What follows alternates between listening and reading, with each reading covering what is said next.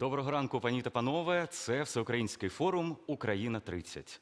30 важливих форумів з нагоди 30-річчя незалежності України, де ми говоримо про здобутки, виклики, перспективи, підбиваємо певні підсумки життя нашої країни і реформ, які відбувалися протягом цього часу. І разом із запрошеними спікерами, а це перша особа нашої держави, представники дипломатичного корпусу, народні депутати України, представники профільних відомств, виконавчої влади, Кабінету міністрів, міністерства, спілкуються із учасниками форуму і дискутують на важливі теми.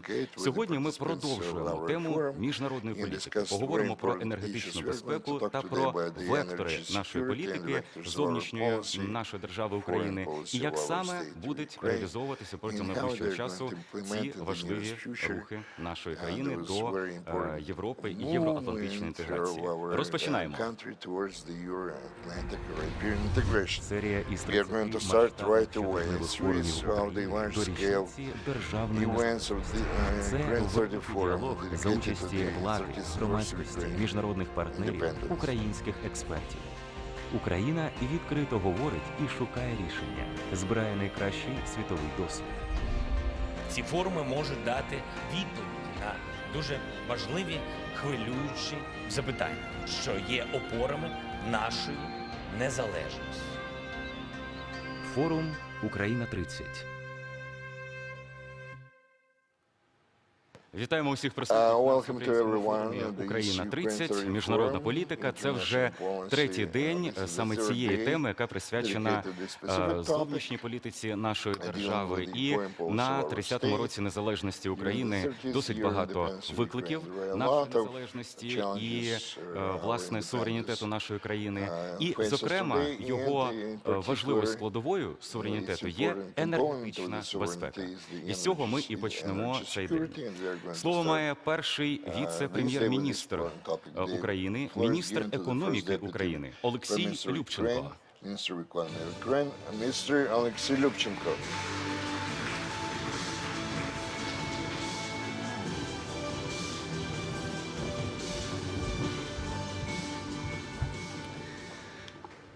Доброго ранку. Радий вітати вас, шановні пані та панове.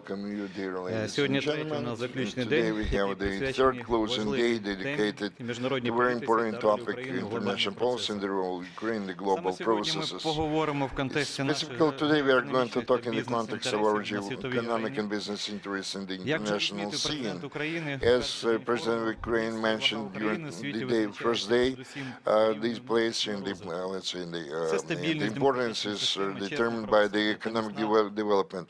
We are talking about a very strong, powerful economy, which is plays a key role. And me being the Minister of Economy, I would give the first place to the development of our domestic economy, because this whole world perceives us as according to that indicator. We found ourselves in a new system of coordinate associated with the global pandemic COVID-19. We know that we face the development of the post-COVID world economy, and we have to take into consideration new balance of forces. We are talking about new digital technology and other impacts for Ukraine this year and the next years, the renovation, restoration of our growth. We forecast 4% of the real economic growth this year. Inflation will remain within the forecast limits up to 8%. We are going to preserve the price and the currency stability. If we are talking about the period till 2030, our task is structural modernization of the economy based on the innovations and the technologies in compliance with the global challenges. Here in this new world, the public entities will remain the nations and the countries who consciously will consolidate their forces to use their available potential. That's why the driver for the next years for Ukraine investments into fundamental science and the human capital. We are talking about digitalization, different sectors of the economy. Once again, I would like to emphasize the investments into human capital. Our challenges we face, we have to find our way out of the economic trap, model trap. Very often they ask why there are no foreign investments into Ukraine. I visualize two reasons here. lack of trust. How one can invest and carry out business if we change the rules of the game several times a year? We fall out of the, let's say, of the foreseen partners, and another reason is competition in the market. And to be more specific, lack or absence of that competition. Part of the stakeholders, they created their comfortable conditions, just ruining the accustomed, let's say, ways of doing the business. I would like to emphasize our ways to de-oligarchization, coming back to the vectors of the foreign policy. In our decisions, we have to have a pragmatic balance of the opportunities of liberal world trade in promotion of the interests of national manufacturers. Here, very important role belongs to the export strategy of Ukraine. The existing 5-year strategy is close to its end this year. Whether it was positive for the strategic forces, whether it revealed our potential or export potential, honestly speaking, no. We continue to negotiate about the quotas for our domestic products on the world market. We have not become the market for the Middle East countries, Qatar, Yemen, etc. We've lost our position in the market of the armament, arms, and we're talking about the Nigeria and the countries of the Eastern and Western Africa. We lost our position despite the fact that we've been members of this organization for several years. We depend very much on the prices on the world market. Indeed, we are within the top export countries, the 10 top of metal export. Unfortunately, we are the players in the raw materials market, and this tendency trend is not going to change within the next decade. If you're talking about the added value, this indicator decreased twofold. We foreseen our approaches at the expense of the development of science and the new export strategy of Ukraine. Already now, in the nearest future, we can see the challenges without response to which Ukraine will remain beyond the boundaries of new integration processes. I mean to say, Central European integration, which involves Poland, Romania, Croatia, and Czech Republic, and also Baltic states. Ukraine is not involved too much in this process, but from the point of view of the economic prospects and the security context, from the point of view of investments, this is a new promising project. We have to come back to the Black Sea Association and the Lublin Triangle, and also we have to expand this format by infrastructure project and many other similar things. Whether we find our place in those new integration associations, much depends on the prospects for developing Ukraine. We would like to be integrated in the world process. We have to work in the direction of the East and the West.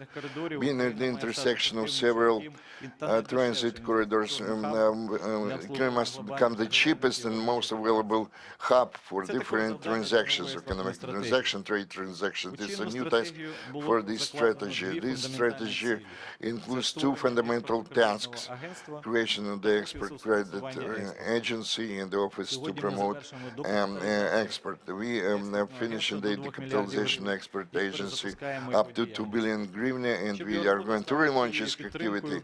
This work has to become the support which has to be felt and used by our business, which is oriented to the foreign markets. Our colleagues will continue to professionally discuss this topic, but speaking from my own experience in business sphere, I would like to say that market and business exist based on their own laws, and we cannot cheat it by any kind of dreams or wishes or desire. I wish very fruitful, productive discussion today, dear participants in our forum, and all the best to all of you. Thank you for your kind attention. Thank you. І, як завжди, наші As usual, our спікери, speakers, доповідачі також спілкуються із пресою, далі вже спілкування з reporters представниками are going to провідних communicate with the mass українських media, with the які поставлять representatives of the свої leading mass питання, media, які, звісно, who are going to ask their own questions. Of course, they're going to inform the million-strong audience which they represent. In a few minutes from now on this stage, we are going to start the first big discussion related to the support of Ukrainian business in external foreign markets, and what could be the priority of the foreign policy of Ukraine. Україна About all this, we are going to з talk площею during вона this перша forum. у Європі і 39-та у світі. Наша держава має виходи до Чорного й Азовського морів і через протоки до Світового океану. Україна безпосередньо межує із 7 країнами. Через неї проходить більшість наземних шляхів із Центральної до Східної Європи і Азії. Відстань до столиці ЄС Брюсселя близько 2000 кілометрів. Усе це обумовлює величезний експортний і транзитний потенціал України, робить її потужною базою для підприємств, що орієнтуються на ринки ЄС, Азії, Африки. Україна перебуває серед лідерів експорту аграрної та харчової продукції на світові ринки. Торік, за даними Держстату, Україна експортувала таких товарів на більш як 20 мільярдів доларів США. Третина обсягу постачання надходить до країн ЄС. Окрім них, до п'ятірки країн, куди ми експортуємо найбільше продукції, увійшли Китай, Індія, Єгипет і Туреччина. Найбільше Україна продає зерна, олії та м'яса. Зріс експорт соняшнику, ячменю, пшениці, меду, плодів і горіхів, хлібобулочних і кондитерських виробів.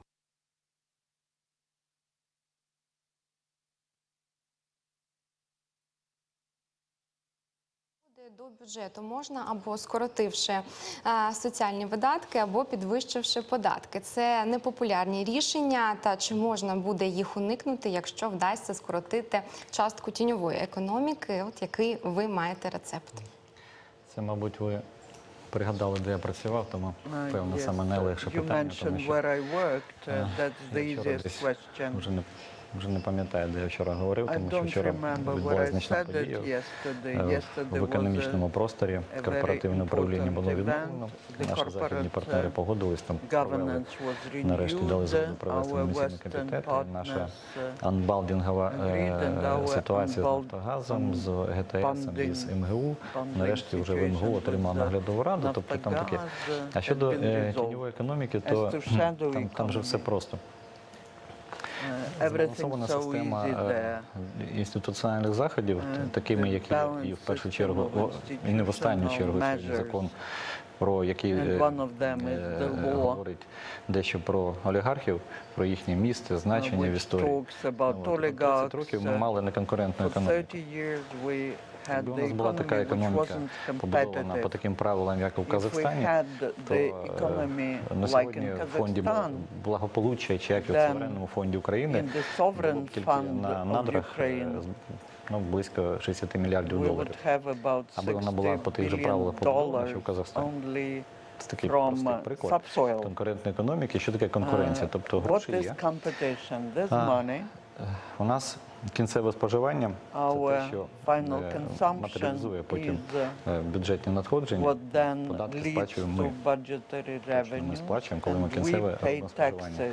Воно у нас більше 3 трильйонів. Ми бачимо в чеку тільки 40% фіскальний чек. Платежів, які ми платимо картками. Also some money we pay by cards, and we still have about 40% держави кінцеве споживання, which are not registered as final consumption. So there might be some trillions of money of shadow flows. We have 30 million of working population. We have 10 million of pensioners, and 10 million we don't know where. Even the tax office doesn't know where. About 4 million of them, they haven't been registered anywhere. And if we look at the contacts with foreign countries, these people are somewhere. That's the part of the active population of Ukraine who unfortunately went to work abroad. We see them. We see them in all these wire transfers from abroad, and that's about $12 billion a year. So Ukraine is the country which has a huge human capital, and if we have equal competitive environment, it will develop. Then,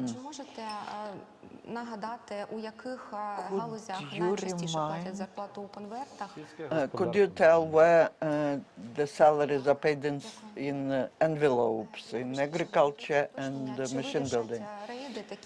And construction, sorry. Also, this problem cannot be addressed by raids, but we need to get it balanced. Some will say that let's pay taxes. Because people have to pay taxes, they hide in shadow.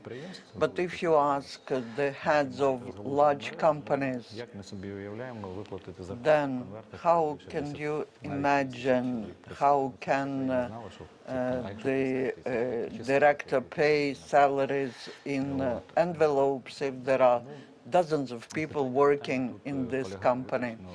So it's all about the following. I will give you an example. From the 1st of January 2016, our single tax was changed, the single social contribution, and we believe that all will start paying salaries officially.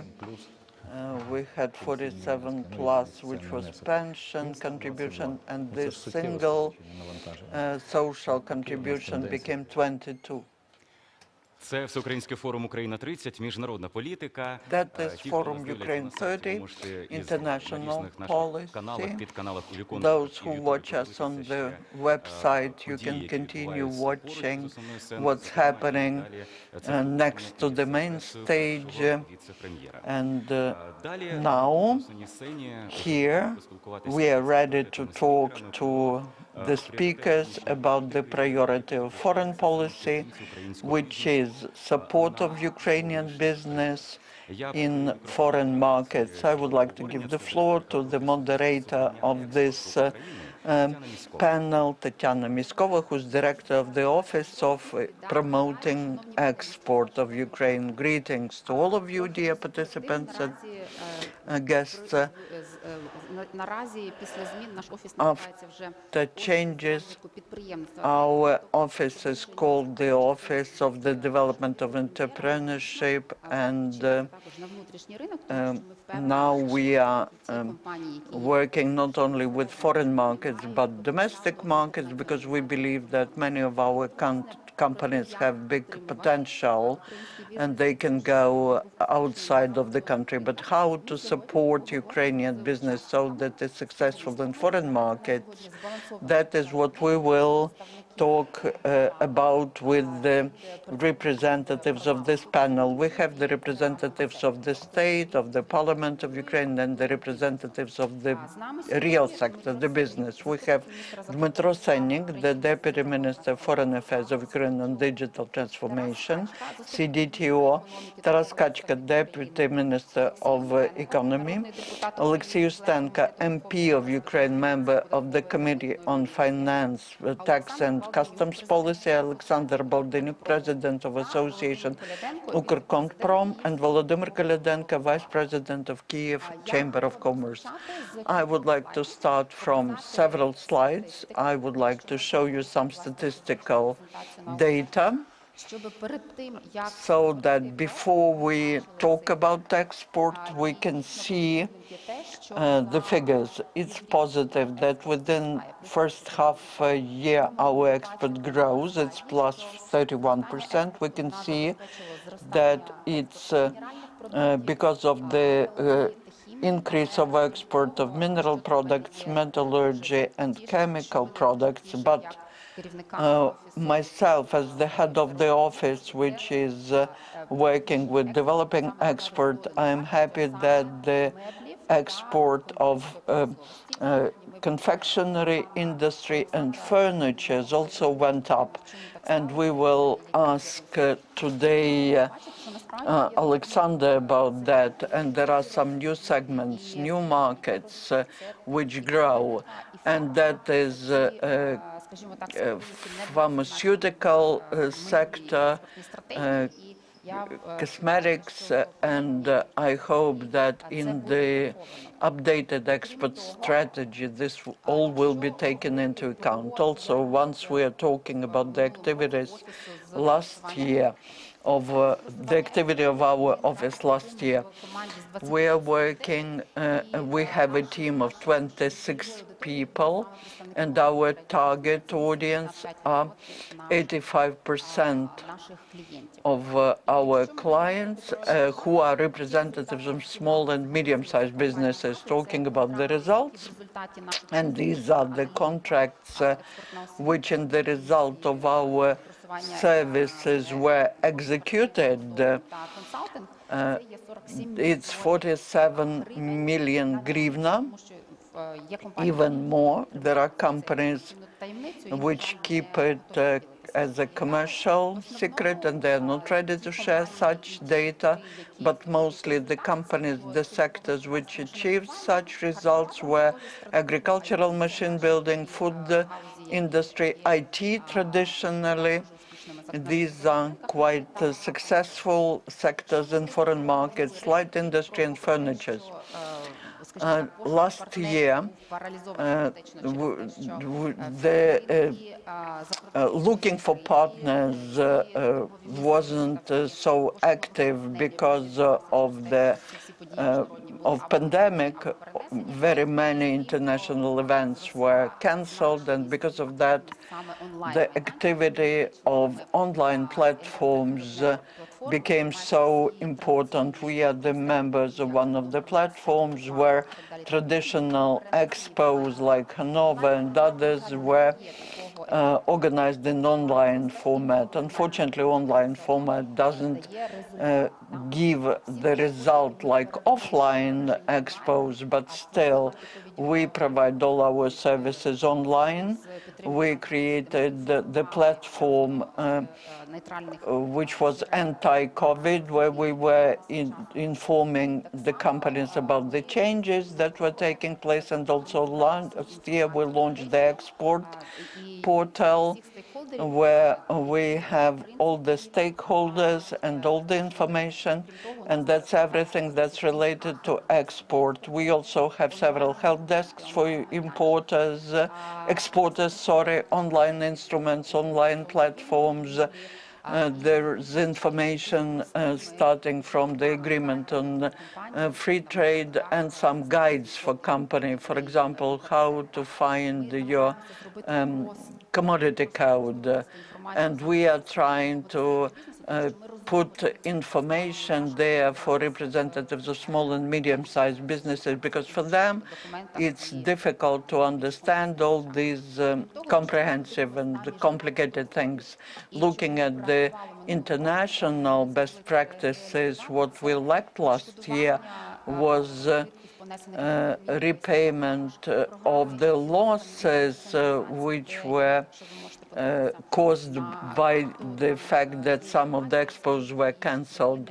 There's information, for example, about how much money the countries were investing to providing grants to support exporters abroad, and I hope that for the next year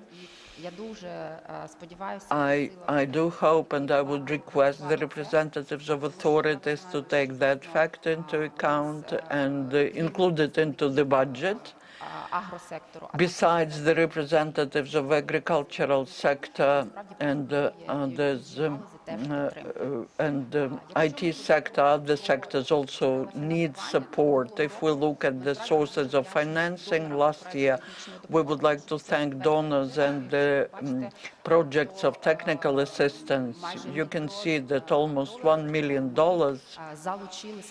was attracted from donors. These are donor organizations, you see all of them.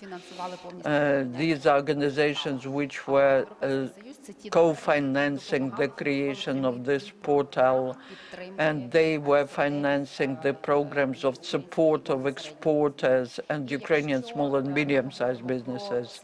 Talking about figures, according to Geneva University, $1 of investments into promotion of export leads to $87 of increase of the export and $78 of the increase of revenues. And that is just to compare with other countries. You can see how in other countries, similar organizations are supported and financed. So we are one of the elements in the whole ecosystem of support of export in Ukraine. And I now would like to give the floor to representatives of authorities, of government, so that they tell us what else is the state doing, how it helps Ukrainian business abroad. Now, Dmytro Sennik, could you tell us what is the Ministry of Foreign Affairs doing?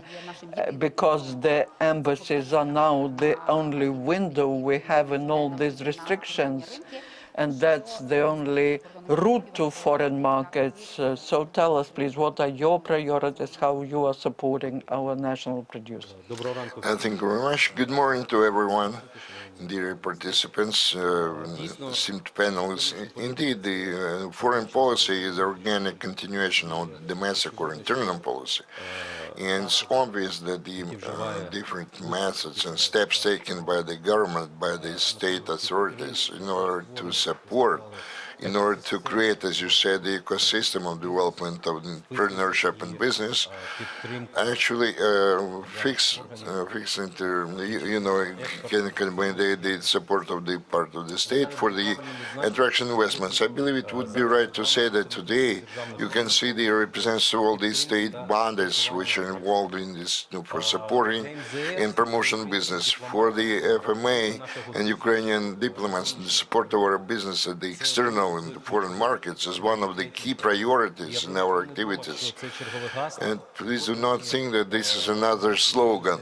I'm going to tell you what FMA already did and what we're going to do. Mr. Kuleba, the foreign minister, actually declared the evaluation of the work of our foreign representatives, embassies, the consulates, and the economic level, about the Council of Exporters and Investors. This is our tool, our instrument of the FMA in order to help exporting companies, in order to evaluate the role of the MFA in the direction of economic diplomacy. It's very important that we have the full support on the part of the leadership of our country, on the part of the President, the Prime Minister, in order to strengthen the economic vector of the work of the FMA, both the foreign political and foreign economic departments. Let me remind you that the President of Ukraine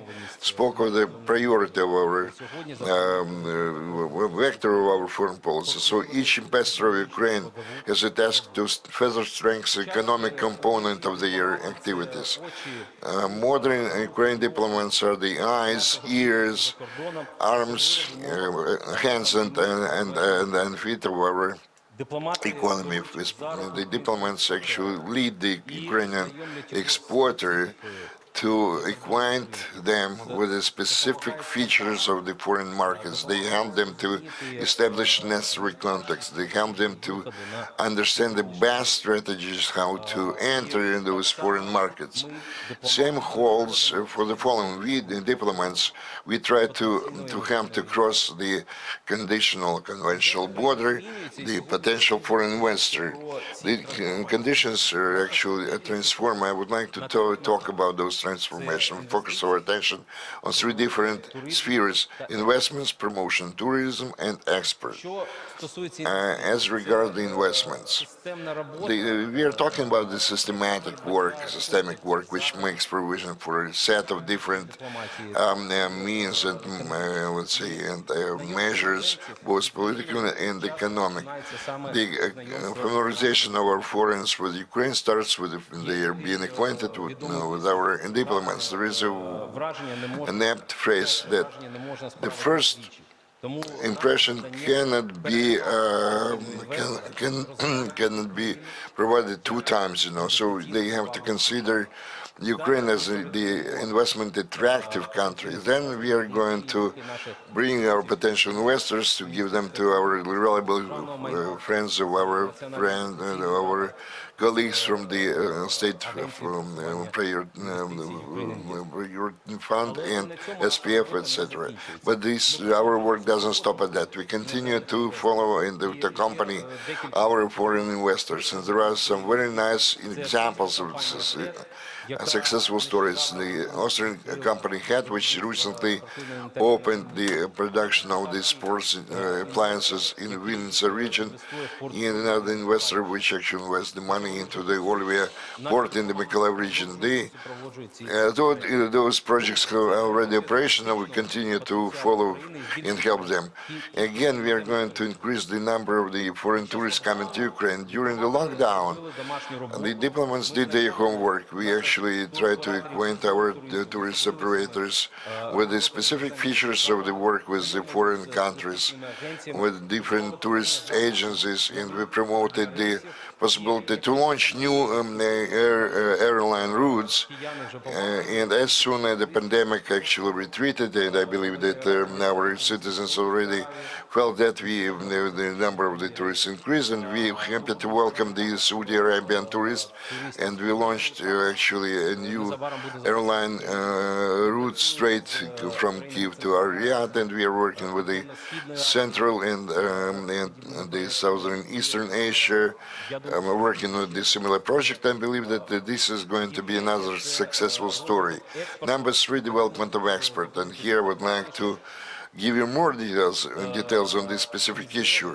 Here, FMA visualizes its role to search for and create new opportunities for the Ukrainian business abroad.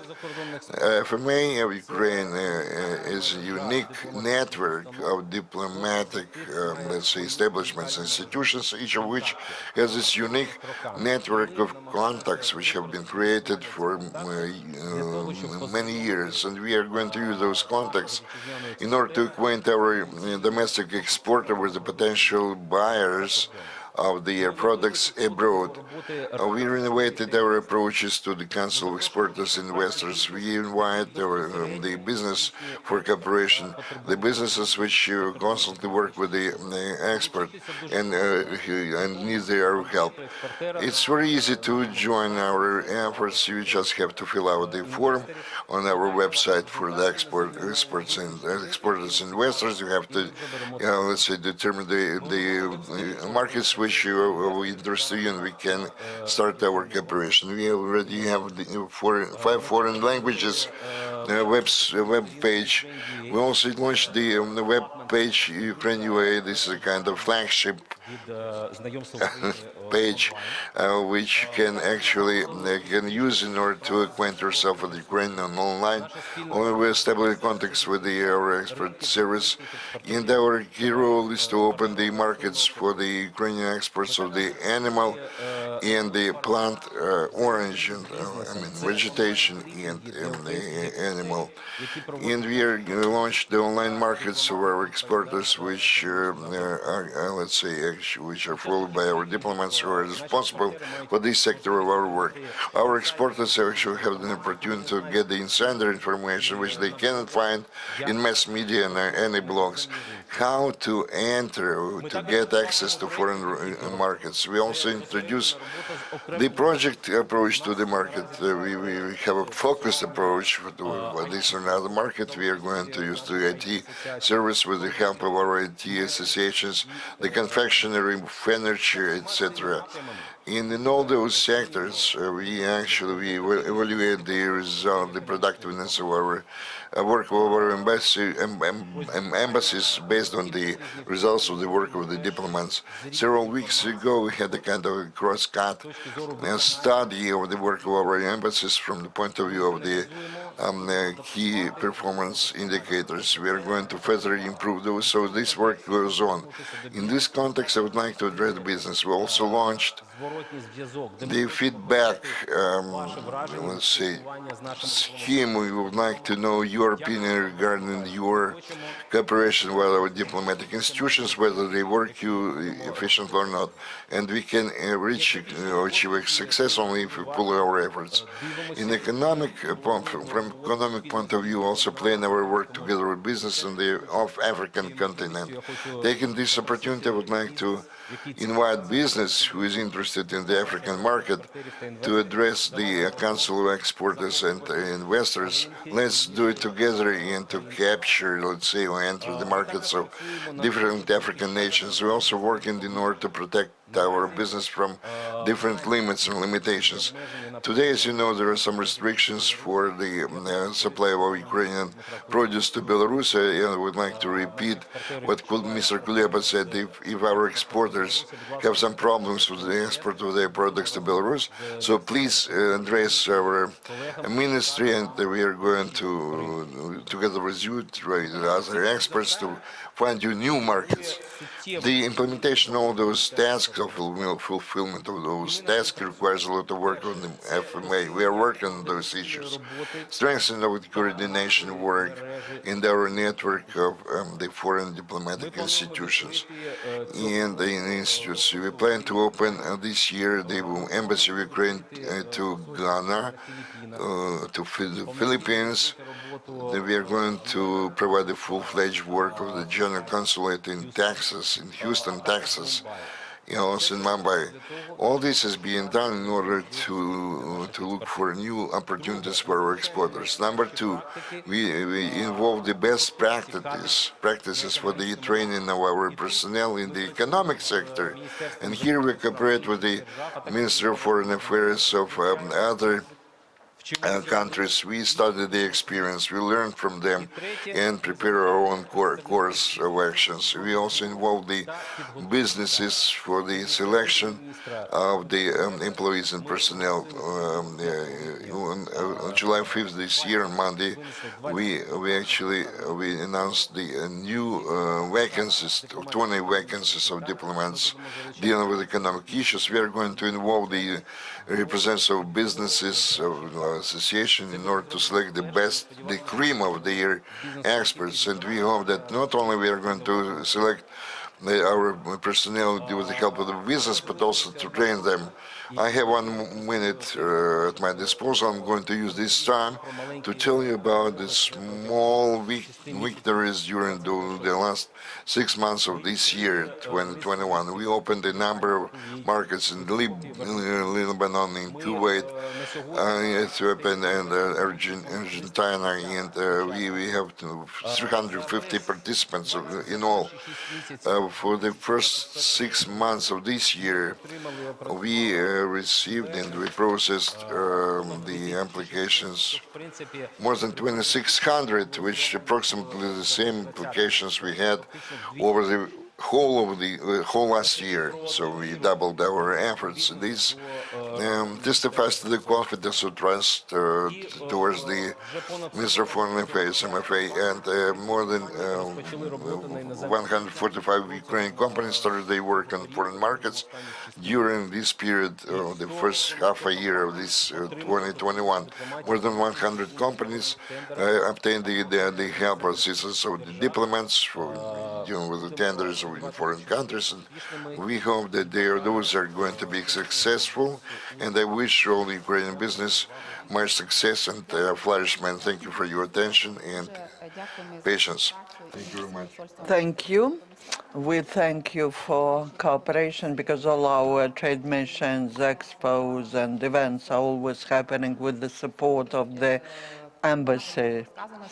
And you are right, such markets as Asia, Africa, Eastern countries, they need the assistance of embassies, because these are quite complex markets, complicated markets, and we thank the embassies because they're helping Ukrainian business to enter these specific markets. Now, I would like to request Mr. Taras Kachka, who's our trade representative of Ukraine. Please tell us what, from the point of view of the Ministry of Economy, what strategic steps are we planning for this year, and how are you planning to interact with business? My work is about interacting with business. Of course, we have quite well-developed infrastructure. We have all the institutions needed to support export. But we need to develop them so that we have very effective and efficient interaction. We have this Office of Export Promotion. It needs to be funded more to help more SMEs, but we have not accumulated all the information about all SMEs in Ukraine. And in our discussions with business, we have like mutual requirement. They ask us, how can you help us? And we ask them, tell them, but tell us how we can help you. But first we need to know what business is working on, and then we will understand whether we can help them or not. Also, it's very important to have communication inside the country, the communication between the ministry, institutions, and business. That's a normal situation, because for quite a long time, business has been developing according to the principle, the less the country knows about us, the better is for us. Or the less the state knows about us, it's better for us. But now business wants to tell about itself. That's the energy that drives business, both small and large business. And we have a good example. That's the furniture sector. We can say that they have opportunities related to the timber market, but it's not just about the cost of the raw material. It's about the energy directed towards finding customers, because we found out that there are many those who buy furniture. We just need to establish good relations with them. And it requires a skill of how to sell. And these are the paradigms on which we built our policy. Also, we need to think about the access to funding. There's a big problem, because the financial market of Ukraine had big problems after the crisis of 2015. But also the banks lost a skill of how to finance export. They mostly finance import. So basically, the financial product of the banks is not oriented towards export. Also, the export crediting agency has been working for many years, but we have very imperfect legislation, and they don't have much experience. Now, we see better capitalization of the export crediting agency. There's better understanding of which financial products could be offered to business, and there is understanding of how to insure risks. You mentioned Africa, and we understand that Africa for us is terra incognita in many formats. It's not just because potential hasn't been opened up, but also the risks in these markets which we do not know are quite an issue.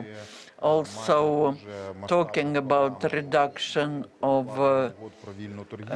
customs fees, we are not the most active state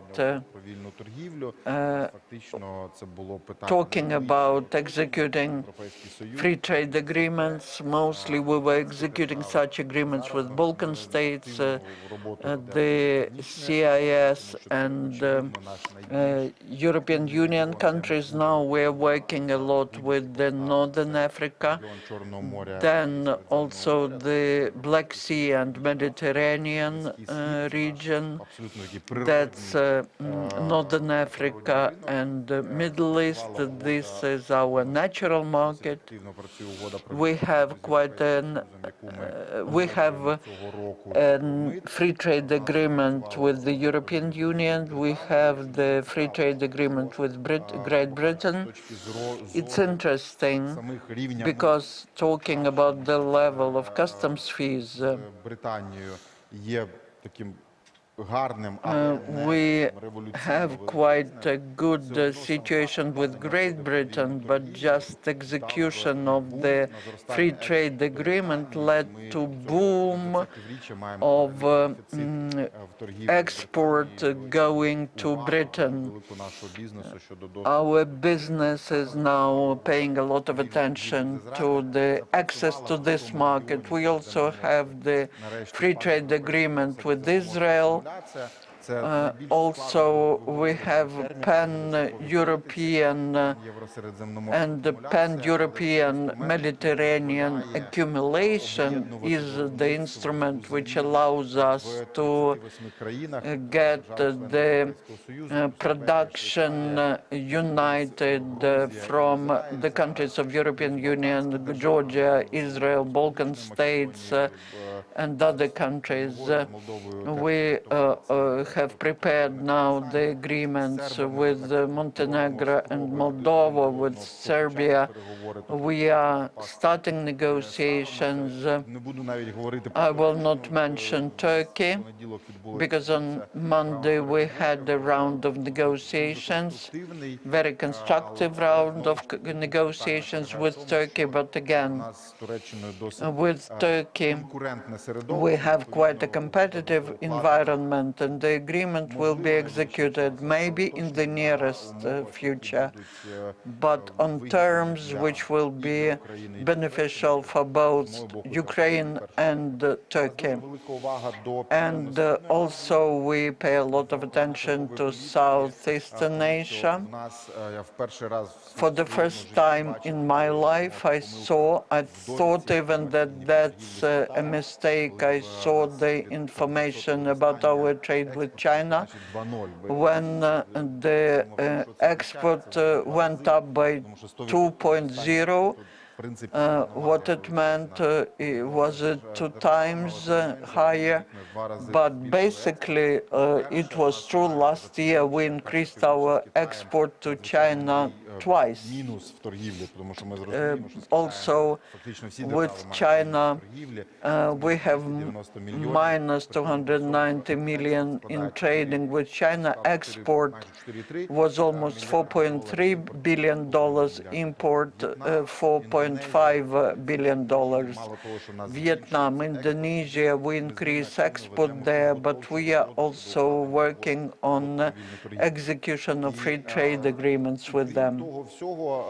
And besides that all, that is talking about efficiency. Now, few words about what we need to do, how we should sell ourselves. The Ministry of Economy, the Ministry of Foreign Affairs, all ministries, they learn how to better sell the brand of Ukraine. In the bureaucratic reports about participation in some forum, conference, summit, for example, in autumn there will be a summit of food product systems, and this sounds like bureaucracy, but that's the only way to show to the world that Ukraine is the country where we produce high-quality food products. And the same is true talking about industry. And that skill of how to sell ourselves is getting better, and we are trying to get a synergy in how individual business sells itself abroad and how the state presents itself abroad. And for that we have the export strategy of Ukraine. It's not a program of the budget. It's some common benchmark. And I'm happy that we are completing this first stage of the export strategy. We have both positive trends and we hear some criticism, but again, now together we can upgrade these priorities so that we tell the outer world about everything in synergy. Thank you. Indeed, this is very important because usually the export strategy is a live document, but at least the priorities for the business to have the factor of being transparent and foreseeable is a very important step in order to close the topic on the part of the government representatives. I would like to give the floor to Mr. Alexei Ustenko. What is on the agenda of our parliament in this regard? Hello to everyone. The unprecedented crisis we lived through last year actually affected the whole world.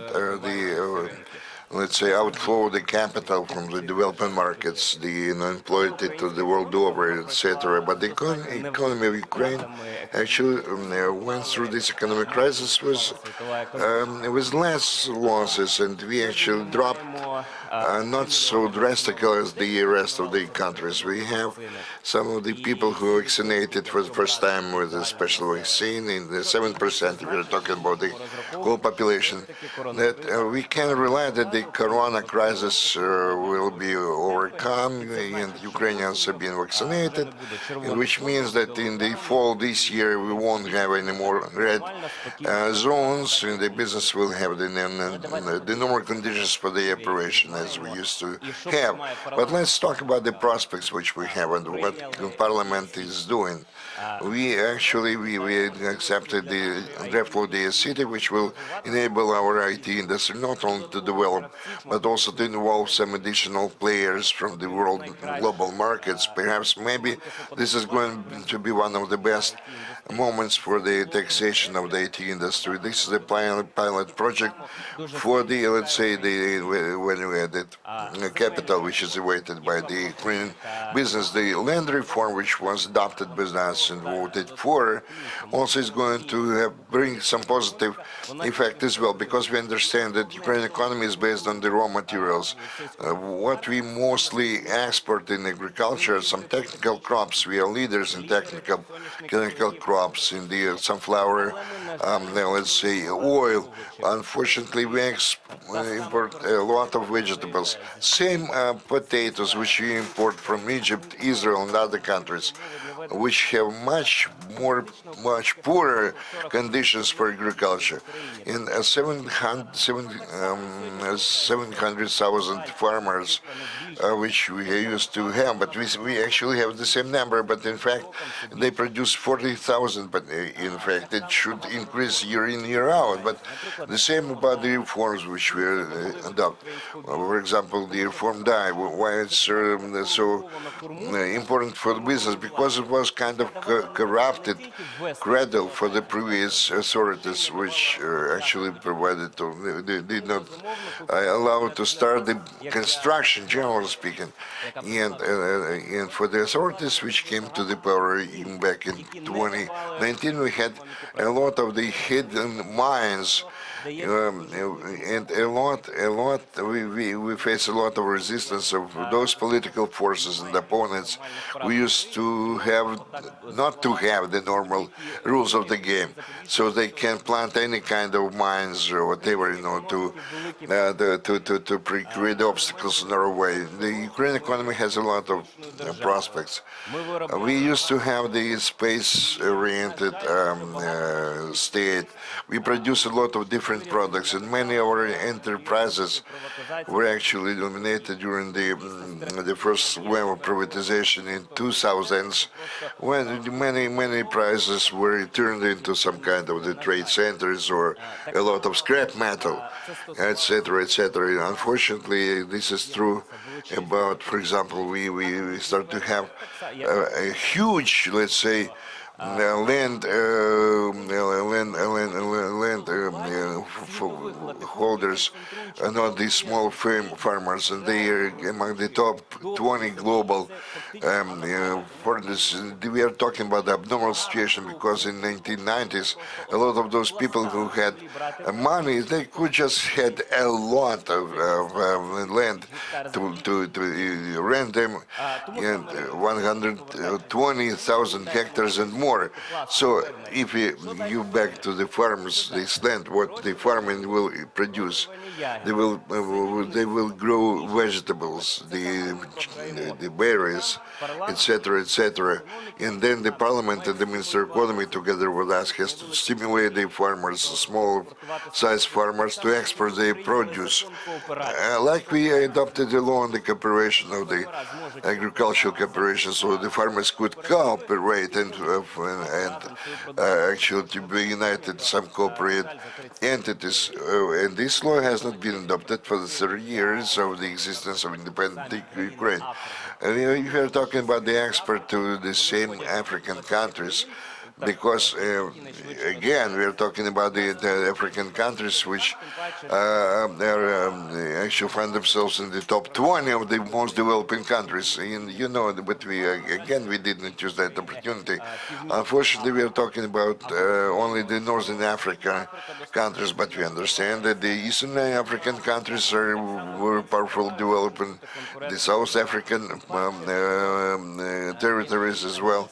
And also we have the Asian markets, the markets of the Middle East, which are not covered by Ukrainian produce in full measure, where we can export not only, let's say, the technical crops, but we would be able to export the high value added produce.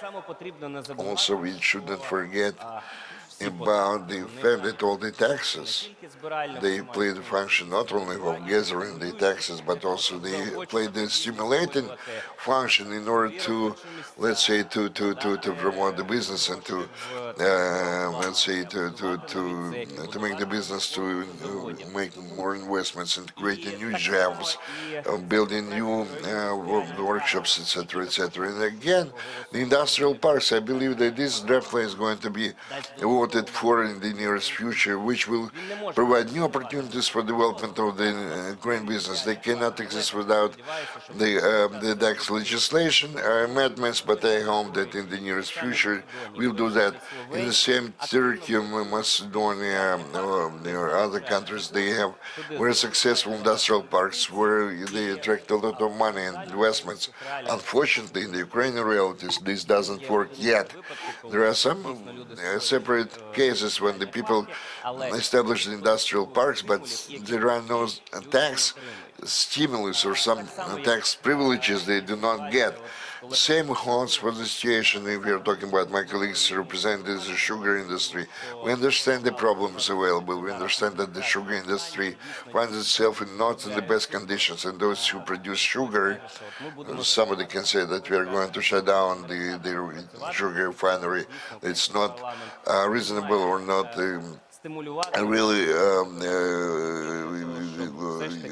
it's not the cost reasonable to continue this production. But those refineries which still remain, we should save those, not to allow somebody to turn them into scrap metal. I'm sorry if you can actually sum up because you have only 30 seconds at your disposal. I would like to hear the representatives of the real sector. Maybe they can come up with some ideas. Well, well, we are prepared for cooperation. We always meet with all the business associations. If there are any proposals on the part of business, we are always prepared to listen to those, and many things have been already carried out, and I hope that they are going to produce some fruit in the nearest future. And we face a lot of work, we understand the results which everybody waits from Ukrainian business. Thank you. Now I would like to hear to the representatives of the real business. We actually heard, we do appreciate the transformation and changes which already take place. With the help of the MPs, we heard about the not perfect legislation regarding the credit agency work, etc. Mr. Alexander Baldinyuk, as the president of the Prom Association, what assistance you're waiting from your colleagues? Thank you, esteemed colleagues from the government authorities and business, and hope that we are working together on the same common tasks we face here today, both in export. We have three smaller modules I'm going to talk about. Change of the approaches which we observe as the representatives of business in the activities with the promotion and export on the part of the Minister of Foreign Affairs of Ukraine. This is very important because now, for the last 2 years, we lived in conditions of pandemic, where basically all trade events were cancelled, and it was difficult to communicate to our potential counter-agents in other countries. I'd like to draw your attention to the fact that MFA has, using the Council of Exporters and Investors as a platform, used it to promote our export interests, and they are now working more actively on that. And MFA is now changing their approaches to promotion of Ukrainian export. What is important for business, which is trying to get to new markets? For our sector, confectionery sector, we lost huge volumes of export which were going to Russia in the past, but now it was important to find new markets. Now we found some potential markets, that is the market of the Persian Gulf and Asian markets. And it's good. Now we are observing how MFA is changing its approaches and helping us to enter these markets. It's very important for business when they are looking for how to get to new markets, especially because it's far away. the market is far away. Any roadmap will include three main elements. First, understanding of what market we are going to, starting from what consumers want to see and down to future competitors in the market. Then, understanding of local legislation. And third is understanding of who you can negotiate with, the database of the contacts of partners, distributors, representatives of different chains. And the company, Ukrainian company who can export, not even in conditions of pandemic, but in regular conditions. To find a partner in Philippines is difficult, but MFA is now creating a new concept, and it is similar to what other diplomatic missions are doing. We saw how diplomatic missions of the US are doing it, and Ukrainian MFA is doing practically the same. The first element is understanding what the market is. Now we have a joint project with MFA, and it's about promoting our products to markets of Persian Gulf and ECM. The embassy organized webinars for dozens of our companies to explain what this market is. It's very important because our company cannot go to the supermarket. We need to know what goods are there on the shelf, what are the brands, and so on. We received quite a good explanation of what is there in the market, who are the actors there, and so on. Then we send requests to embassies of these regions, and every embassy gave us a list of all the requirements, legislative requirements. When we understand what are the requirements to our products in this market, what we need to do in Ukraine to get to the market, starting from marking down to ingredients. It's not easy to do that, especially in the countries of Arab world, where you can send you can send some requests to some state body there, and you can wait for that for years. And then the third element, our embassies are creating the database of importers. We received from every embassy the database of the importers. Also, they create the database of our potential exporters to these regions. They work with our potential partners to get them to these negotiations. We had about 100 negotiations, B2B negotiations online, and these negotiations were organized thanks to MFA, and it's also our joint project together with the Office of Investment Proposal. Those are negotiations organized by the embassy. You know, talking about the intermediary, we giving room on the table. You know, there were a lot of proposals. The markets are overfilled with the confectionery the world over. It's very difficult to persuade anybody that Ukraine is a very good partner in the quality, super quality, etc., etc. Why I'm talking about that? First of all, the first message for the MFA, we would like to have this approach to be strengthened and developed further on and covering all over the world. Also, would like to address our partners to get involved in this circle. They can actually get the support from the MFA. This is a kind of symbiosis, pulling our efforts. We can reach the effect of synergy we have to further develop it. The first module first block. The second block is not that good.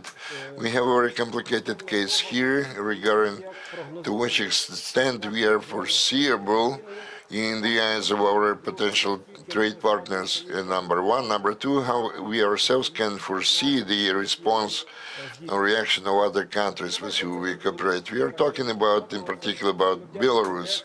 Somebody mentioned that we do appreciate MFA efforts for the support of export in different markets in order for us to replace 120,000 tons market for our products. This is very difficult to find another market.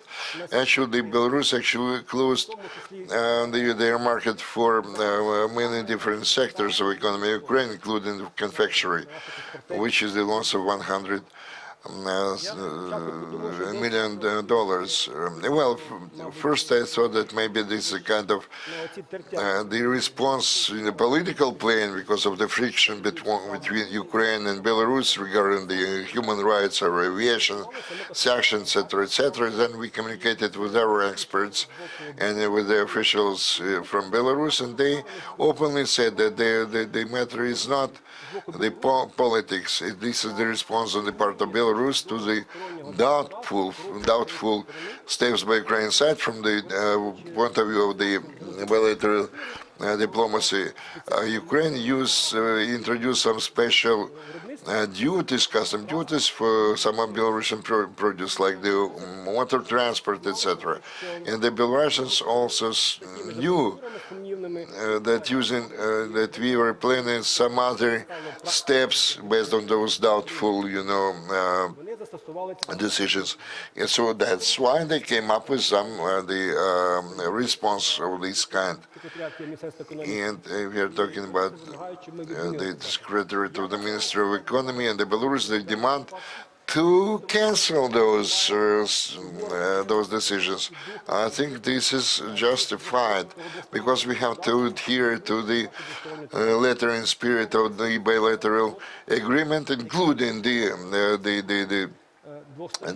World Trade Organization, because we have to demonstrate, by doing that, what we did, we actually can demonstrate to other countries that we can take some doubtful steps, and we are not talking only about the Belarus. When a political decision is taken, then it is no longer an economic or trade issue. Well, I'm forced to stop you. We are very not enough time. We are very much concerned. We would like to address the Ministry of Foreign Affairs of Ukraine to resolve this specific difficult situation. Thank you very much for your informative speech, Mr. Khalidenko. Also, I would like to, Vladimir Khalidenko, please, if you can sum up what has been said. Good afternoon, good morning, dear colleagues, esteemed colleagues. I would like to thank you for the opportunity given to me to participate in this discussion. Here's the question: what business needs? Business needs several things. Understandable rules of the game mentioned by our Deputy Prime Minister today. Those must be stable, sustainable. If we are talking about strategy of development, of this strategy must be orientated to the growth of export, to support of the national exporter. If we are talking about the provision for this strategy, this is only a conceptual document. The strategy must be complemented by infrastructural and other kinds of support and financial material resources in order to implement it in full measure. Speaking about strategy, we established or set up the Committee on Export and Investments, which includes the leading Ukrainian exporters and representatives of all institutions which are present here, MFA, the Ministry of Economy, associations, Alexander organization also is part of that. We had our first attempt or first trial when we came up with the analysis of the implementation of the existing strategy and came up with our proposals for the future. The conclusion is not very good for us, because the strategy which was meant to provide a breakthrough, those remained only our dreams. That's why we proposed to the Minister of Economy, with all other stakeholders of the central executive authorities, even within the PPP format, how this strategy was being implemented, why we did not reach in many positions those strategic landmarks, which goals or objectives which we planned, and to provide an objective analysis. One, because under conditions of globalization, we cannot make any more mistakes, because if in the new strategy we are going to build some non-sustainable structures, this will end in a very grievous story for us. I believe, and the business believe, that we have to involve here not only profile associations but also MFA, because we have kind of specific situations. The foreign political department we were talking about much about today, they were distantiated from this work. Another proposal of ours is related to infrastructure, industrialization. My colleagues actually quoted here, they refer to somebody else's experience. For example, Israel, the country which always involved in some kind of warfare, but 80% of all the products produced in Israel is exported. This is an export-oriented country, because they have the strategy, institutional support. In Israel, they have the ministry and the Institute of Support and Export, with the right of the economic initiative and the foundation of the scientists, which supports all those developments and facilitates their entering the markets, which we did not do. We export the raw materials, but as regards the high, they produce the products of high added value is curtailed.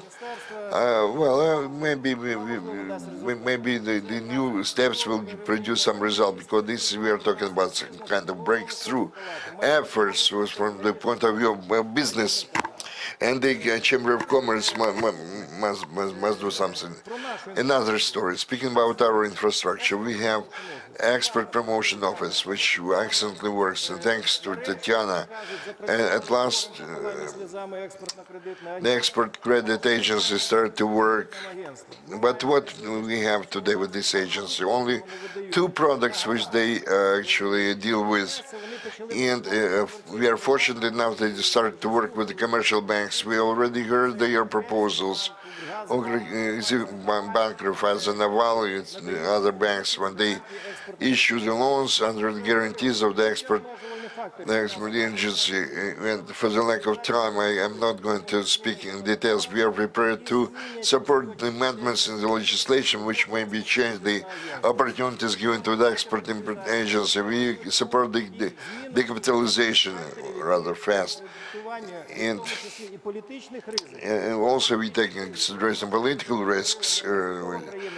Somebody mentioned that we are a risky country from the point of view of investments, to make investments today in this country. Our proposal is very specific.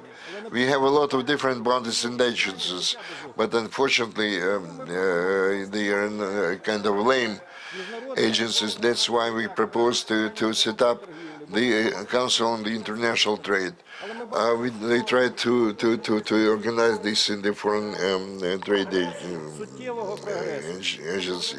But if you would like to have the progress here, this must be done at the level of the president. So we would like to establish this agency under the office of the President of Ukraine. Our next proposal is as follows. I want to demonstrate, if you can actually put it on the screen. I'm sorry, we have only 1 minute, all of us. So if we can, we have to. The history of success. So here's the story of success. Back in 2014, we started to work in the United Arab Emirates on the exhibition Gulf Food.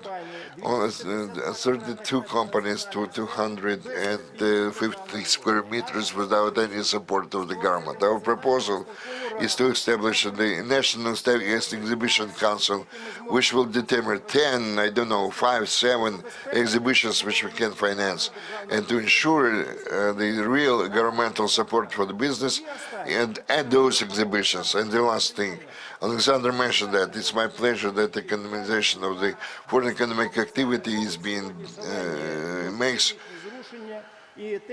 huge steps today in the philosophy of the approach. We have to provide the clear KPI, how investment has to attract into this country, how many companies they have to lead to the foreign markets. And it's very good that the MFA did a lot in order to take care of our joint projects we have launched and implemented together with the above-mentioned council. This is the catalog for the Gulf Food exhibition. I would like to hand it over to Taras, and some of our colleagues already have it. Thank you for your participation in this effort. I would like to say that we have to actually to enhance this story of success. So we are prepared to consolidate all our efforts in the format of the PPP, and we are going to have another second largest in Europe exhibition. So we invite everybody for active cooperation. May I wish you much success in your expert efforts. Sorry, but for the lack of time, we can do maybe that after our panel. That was only the first step. We understand that there are a lot of different other themes and topics for discussion. Thank you for your discussion and your proposals you voiced, and I suggest that we should cooperate further on together. Thank you. Thanks to all the participants and traditional, whatever you didn't have time to mention. In our press conference room, the mass media's reps are waiting for you to discuss those topics. Next discussion will start in a few minutes from now. Is dedicated to the energy diplomacy. Ukraine has diplomatic relations with more than 170 countries of the world. Officially, Kyiv created an efficient network with diplomatic representative office, and we have more than 200 foreign diplomatic institutions we create. And our country is member of more than 80 international organizations, having accredited representatives of leading international organizations, in particular UN, in special established OSCE, UNESCO, and others.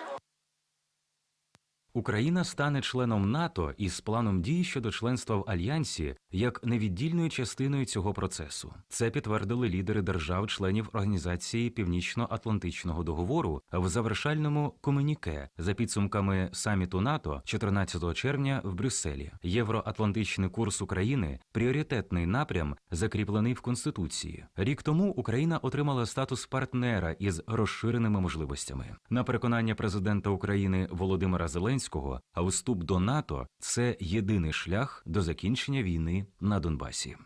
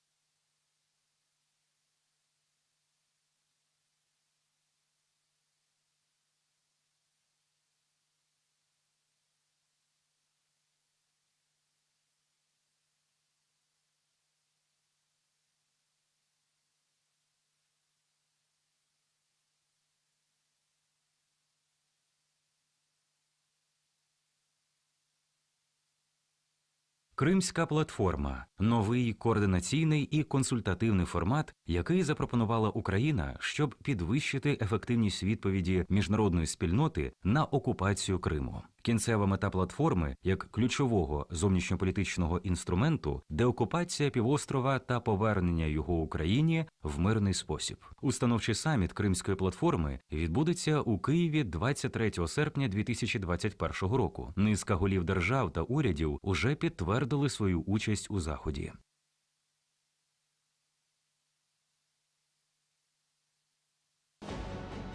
Україна у центрі карти, у центрі поглядів з усіх сторін. Сама Україна дивиться у бік Європи і Атлантики, в бік Євросоюзу і НАТО, наводить мости і веде діалог із цілим світом на заході і півночі, на півдні і далекому сході. Українські дипломати – архітектори діалогу, який розширює коло можливостей для своїх громадян, бізнесу і тримає зв'язок із тими, хто давно не живе в Україні, народився далеко, але серцем тут. Україна 30. Міжнародна політика.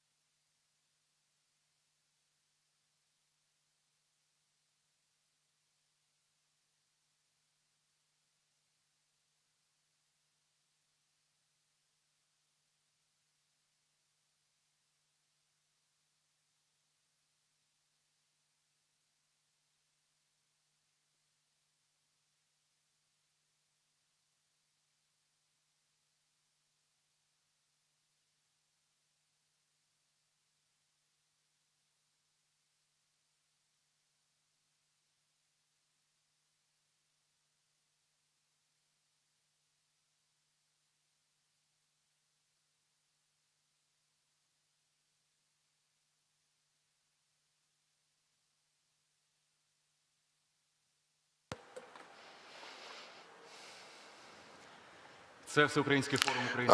This is Ukraine 30 Forum International Policy, our next discussion session with the participation of the speakers who are already the panelists. The energy diplomacy. I'll give the floor to the moderator of this discussion, International Affairs Advisor to the Naftogaz Chairman of the Board, Ms. Svetlana Zalishchuk. I wish you a very fruitful discussion. Thank you, Dmitry. Good afternoon, dear esteemed participants and our audience in the online mode. We are going to start our panel dedicated to energy diplomacy. In fact, the power engineering energy is the topic which over the last decades lived through more the transformations and changes as compared to the previous 50 years. We are talking about the climatic neutrality. We actually enter in the new stage of development of humankind, which is going to change the world, the economy of the states, and the change is going to change our life.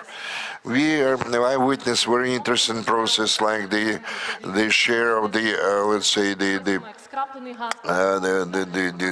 recycling sources, what is associated with the, let's say, the compressed gas, and we witness the shutdown on different mines, the coal mines, the changes in the power, the nuclear power engineering, especially following the accident in Fukushima. NPP, the Ukrainian government, declared that it's prepared to reach the goals of climatic neutrality till the year 2060. We are involved in the active negotiations about the just and fair green transformation. Together with those positive trends of more vegetarian existence of the planet of Earth, and the energy sector, as never before, is the sphere of very strict and competition. It's not only the fight for the resources, also we living through the hybrid warfare against Russia. If for the former Soviet Union, the energy policy was kind of conditional, but this is the instrument of expansion, I would say, the world order. And we should remember the Nord Stream 1 and 2. This is the modern energy system. The system of coordinate creates new opportunities for Ukraine. By all, of course, but it also requires radical or cardinal changes and cardinal transformations, and brings about the huge challenges and risks. We are going to talk about that during our panel with our speakers. My pleasure to introduce them to you. Evgeny Yenin, Deputy Foreign Minister of Ukraine, Yuri Vitrenko, the Chairman of the Board of Naftogaz of Ukraine, Ms. Lana Zerkal, Ambassador Extraordinary Plenipotentiary Advisor to the Minister of Energy of Ukraine. Also, we have today Mr. Torsten Willard, who is the team leader of the Energy and Environmental Support Group for Ukraine in the European Commission. I can see on the screen already Monsieur Jean-Henri Desagon, head of the European Investment Bank in Ukraine. I hope that you can hear and see as well. Good afternoon. We are going to start. I would like to warn all our audience and our spectators, we are going to have 1 hour discussion. Each speaker will have 7 to 8 minutes of the discussion, such a dynamic network. We are going to start with you, Evgen. My question to you: the expected visit to Germany, well, next week, President of Ukraine is going to make his visit to Germany, then to the United States. What is the mood, what is the position of the head of our state for his trips to Germany and to Berlin and Washington? Especially, we are talking about negotiations, Nord Stream 2. Well, actually, yes.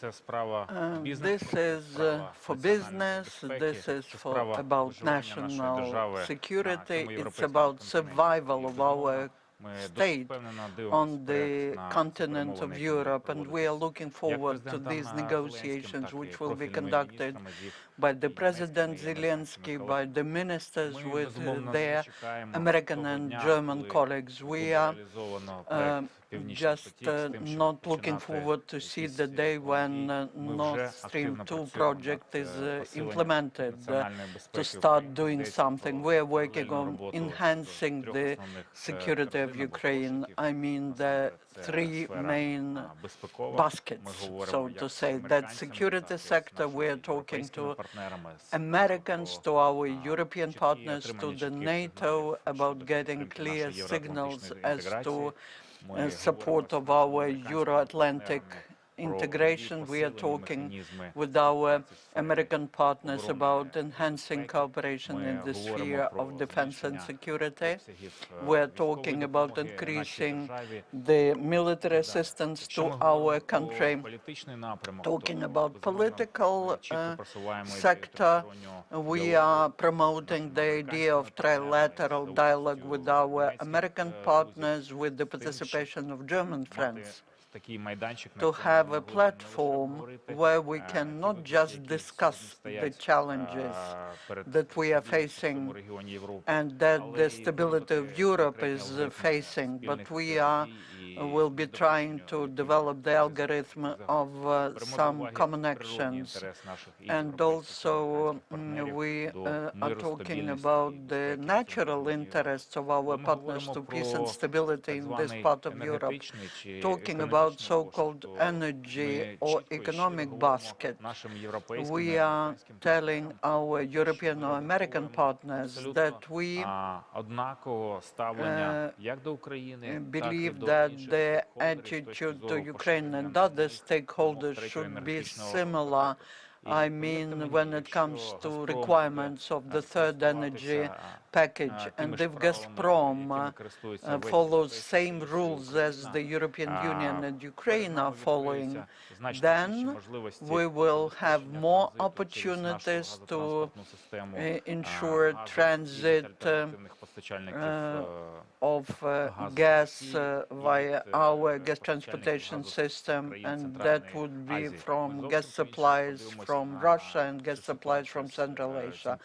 We are looking at that situation this way. These are quite complicated, quite tense negotiations, but our positions are very clear and we work on them at different levels. I would like to thank all the stakeholders at the governmental, parliamentary, non-governmental level, also at the level of Naftogaz company, as also the operator of gas transportation system of Ukraine. We are all together.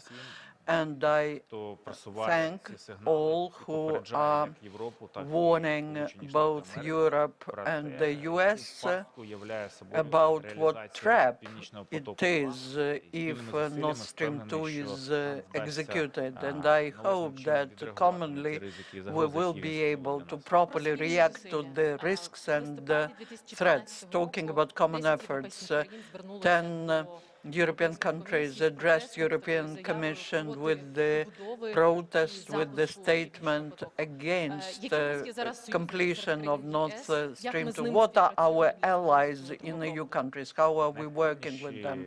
The most active allies are 3 Baltic states, Poland, as well as some countries of Central and Eastern Europe, but our diplomacy is not limited by that. I would like to mention that we are working here at the level of governments and parliaments, and I would like to thank the MPs of Ukraine who are actively involved into promotion of this project, irrespective of what party they belong to, because it's about national security. We work together in European institutions because we clearly understand that the rules which exist in the European Union should be followed by everyone without exceptions. And the Russian side understands all the risks and threats. We're also working with the American partners to mobilize the support of the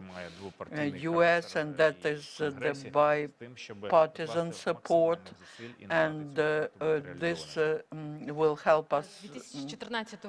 Starting from 2014, I believe that MFA is working in the regime like we are defending and we are fighting. I'm talking about the Kremlin, but we see see some new reality. There are many constructive processes and negotiations with many countries of the world. What do you believe is the place of Ukraine in this new reality? What is MFA doing for that? We see some ambitious projects.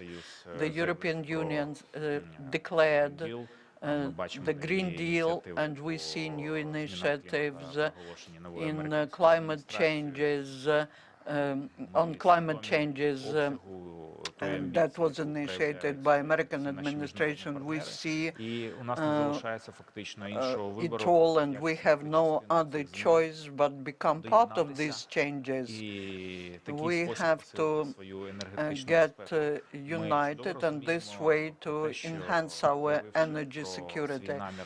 When we say that we by 2050 want to become a climate neutral country, we believe that European Union will be doing a lot in that, and Ukraine, which is a member of the association agreement, has also confirmed its intention to move towards harmonizing Ukrainian legislation with European legislation, and that process has both challenges and opportunities for us. Luckily, we have something to offer.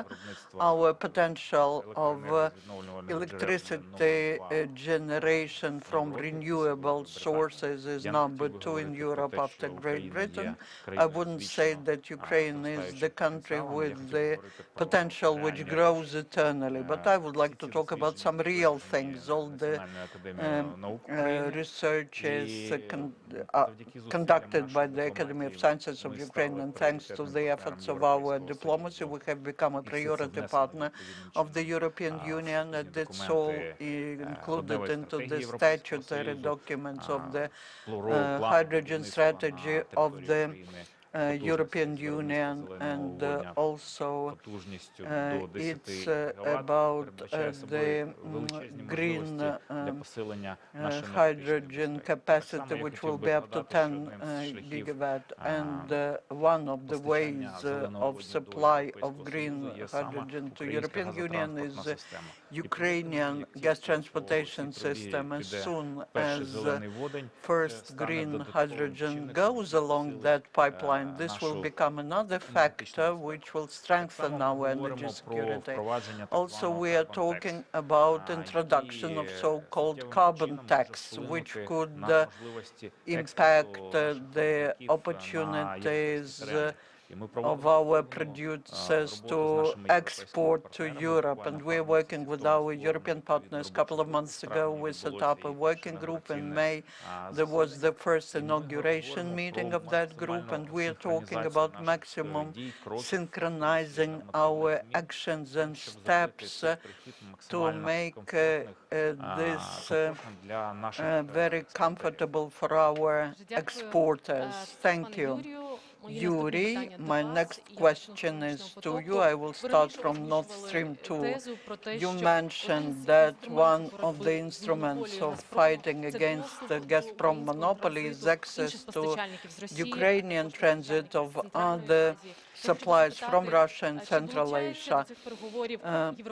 Is European Union involved into these negotiations? What's the timeline of these negotiations? How can we succeed in unblocking this monopoly? If you're talking some formal process which would provide for the participation of the EU or the institutions of the EU and the government of the United States, at this point of time, as far as I know, there is no such I think in due time we were talking to the German government who understand those teams, and they actually promised us to help us, and we're also discussing that with the European companies who show the interest to get the gas at the border of the Ukraine and Russia, and then they have to to think how to transport gas further on, because gas can go to Slovakia, Romania, and other countries, which creates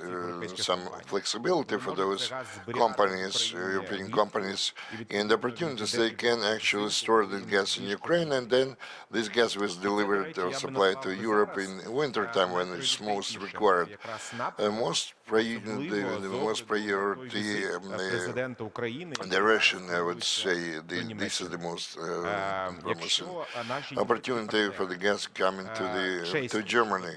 If our German partners also say that through the Nord Stream 2, they are going to get some additional amount of the gas, but then the question is what we are going to do, not with the additional amount of the gas, but with the basic flow of gas. Now the German companies get the gas from Gazprom, and those European companies, German companies, at least three big ones we are talking about, they can actually shift the point of obtaining or receiving the gas to the border of Russia. They can provide maybe the opportunity for transit of gas through the territory of Ukraine. And in this case, Ukraine will not lose the transit of gas when the Nord Stream 2 is finished by construction. If you're talking about some additional amount of gas, maybe those additional amounts of gas through some additional contracts, those German companies can consider some other opportunities. But if you're talking about the volume of gas coming now to Germany, maybe they can actually ensure the transit of this gas through Ukraine. This is the best opportunity from the point of view of the security dimension mentioned by Mr. Yenin. For us, Nord Stream 2 is not the issue of economy, which was clearly mentioned by the President. We are talking about the issue of security and our policy. It's very important for us to preserve transit of gas through territory of Ukraine. If you're talking about Gazprom, it's associated with many risks related to Russia, and associated with the fact that very often, in the majority of cases, Russia does not, let's say, adhere to the commitments taken by that country.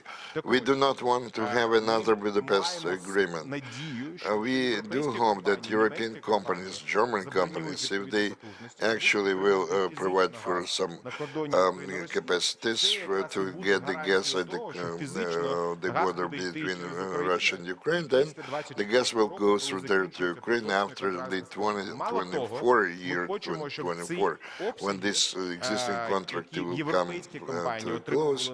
Then the additional amount of the gas will not come after the year 2024, but right away. When we signed the contract, when we signed that based on the European terms and conditions, we spent a lot of money in the effort to introduce the European legislation to separate the operator of the gas operators unbundling. We would like to see some advantages associated with those efforts and money I mentioned before. In addition to Gazprom, we would like to see some European companies which would transfer natural gas through territory of Ukraine, because Gazprom is going to continue that without any unbundling on any European conditions, because if we sign the contract not with this kind of separate operator but with Gazprom, this is testifies to the fact that the Gazprom doesn't need any unbundling. We needed unbundling European condition, because we are expecting that. I would like to see it right away, how the European companies respectively transport gas through territory of Ukraine and get this gas at the border of Ukraine and Russia, and then transport it. And the European companies which produce the natural gas in Russia, they have to have the opportunity to transport through Ukraine, and then respective companies can get an access to that gas for transportation of gas from territory of Ukraine. We did everything in order to ensure that. We spent a lot of money and efforts and time, and we would like to see some real advantages and benefits for the Ukrainian people as a result of the spent money and efforts. You know, of late, all the mass media, international mass media, they quoted the head of the transportation system in Ukraine, that Ukraine diminishes or decreases the pumping through the authority of Ukraine. So my question to you, whether it's a threat to Ukraine today for its normal amounts of the gas to be transported in the winter time, and the same regards the European countries, whether it would be a threat to the normal heating season because of this kind of artificial policy of Gazprom. No, I don't want to say that this is the threat to the heating season, because we already accumulated enough natural gas in our under surface, underground storage facilities, and I would like to say to our consumers that Ukraine has enough gas for normal use of that gas during the season, heating season. But the Gazprom, as you mentioned, they use gas as a geopolitical weapon, blackmailing in Europe and blackmailing Germany. The issue is why Europe allows somebody to blackmail itself. Our German partners can continue this rhetoric that the Nord Stream 2 is just the market project and the actual deals with economy issues. The Gazprom is blackmailing everybody now because they started they transported 65 million of cubic meters, and this year they proposed only 40 million cubic meters, and this difference of let's say 25 million cubic, you know, and Gazprom said that if you give us an opportunity to finish construction of Nord Stream 2, you'll have more gas and cheaper gas. If you do not allow us to do that, we are not going to use those capacities which are available now in Ukraine in order to transport gas through Ukraine. If it's not blackmail, then what it is? Okay, the question to you. You had a meeting with Mr. Galuchenko, the meeting with European Commissar, Ms. Krimker, meaning to say that this Nord Stream 2 doesn't fulfill the function of diversification of gas transportation. So we would like to hear the position of the European Union.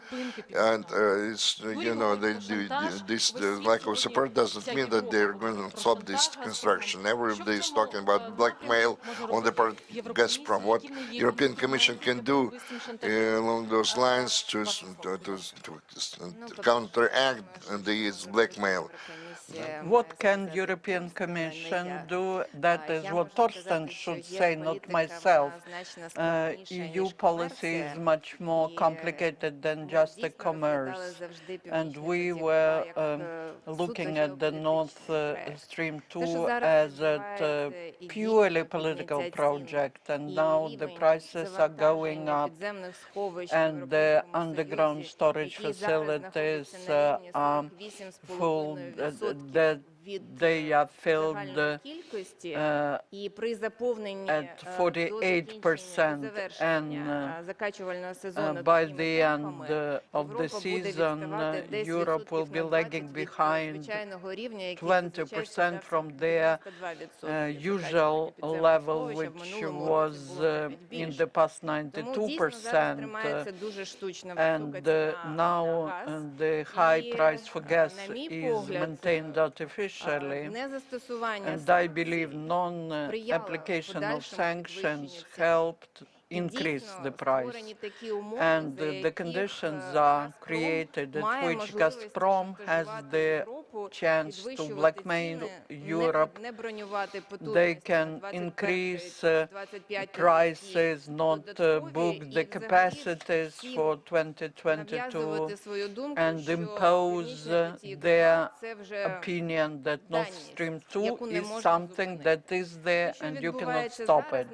What's happening now, I believe, requires political solution, and it could be in common position of Germany and the US, and it shouldn't be connected to some compensation or to some money that Ukraine could get or promises that we will live well.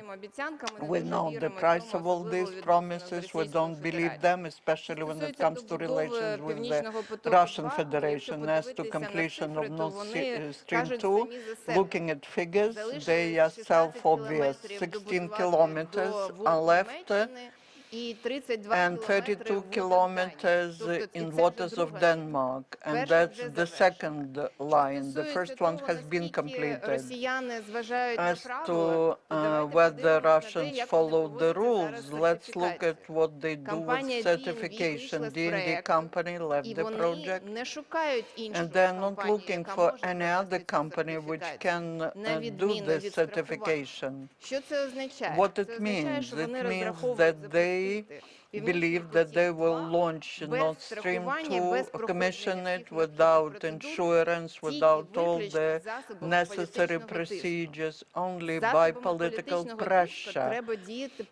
But when it comes to political pressure, you have to counter political pressure by political pressure, and we hope that all the partners, Germany and the US, will join us in that, because now there is a chance to use the gas as a political weapon, and this should be removed till there are such conditions at which Gazprom and Russian Federation can use gas for pressure. They will be doing it.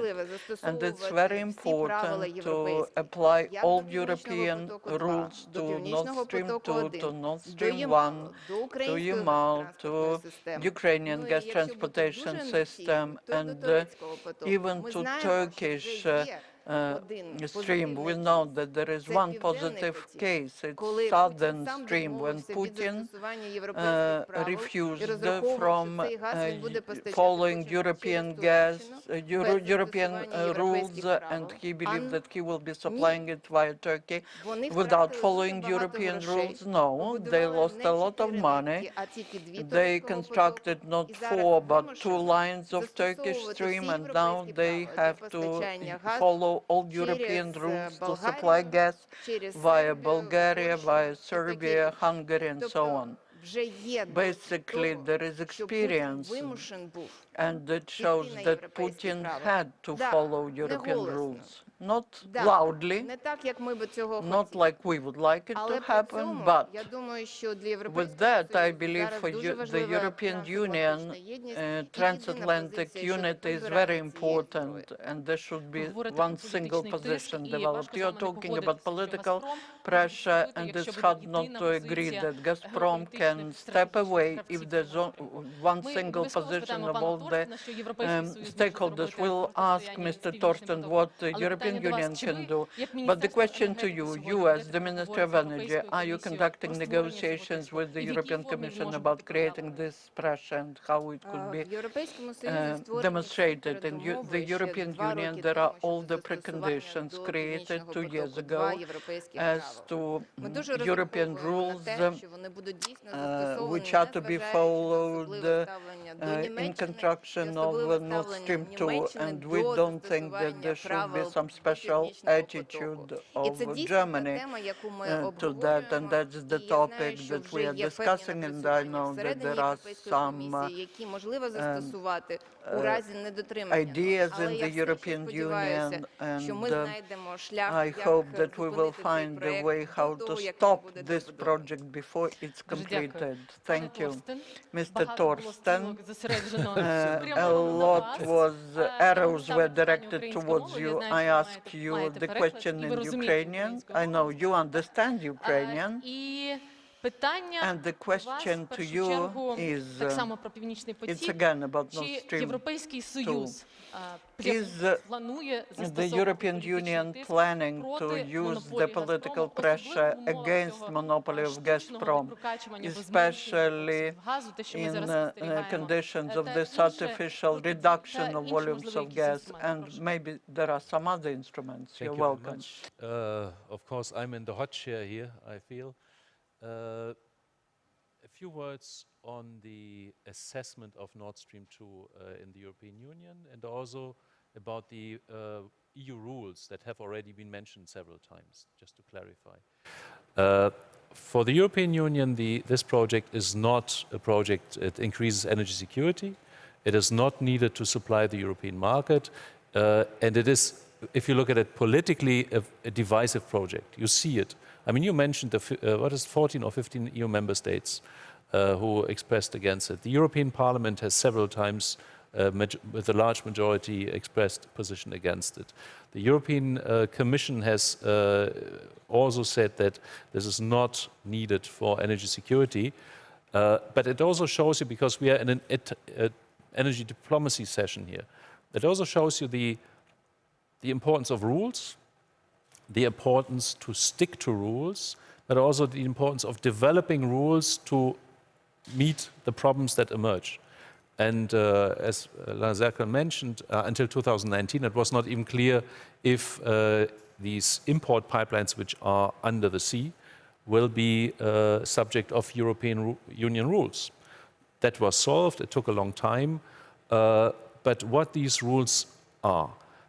So all these pipelines are subject to what we call the third energy package, which means that pipelines need to guarantee third-party access, so that there's no monopoly on using the pipeline.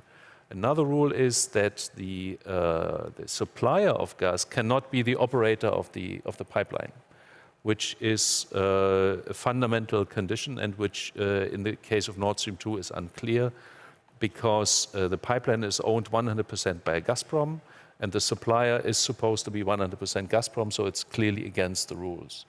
And as far as I am aware, there is no solution yet submitted to the regulators which would allow this separation.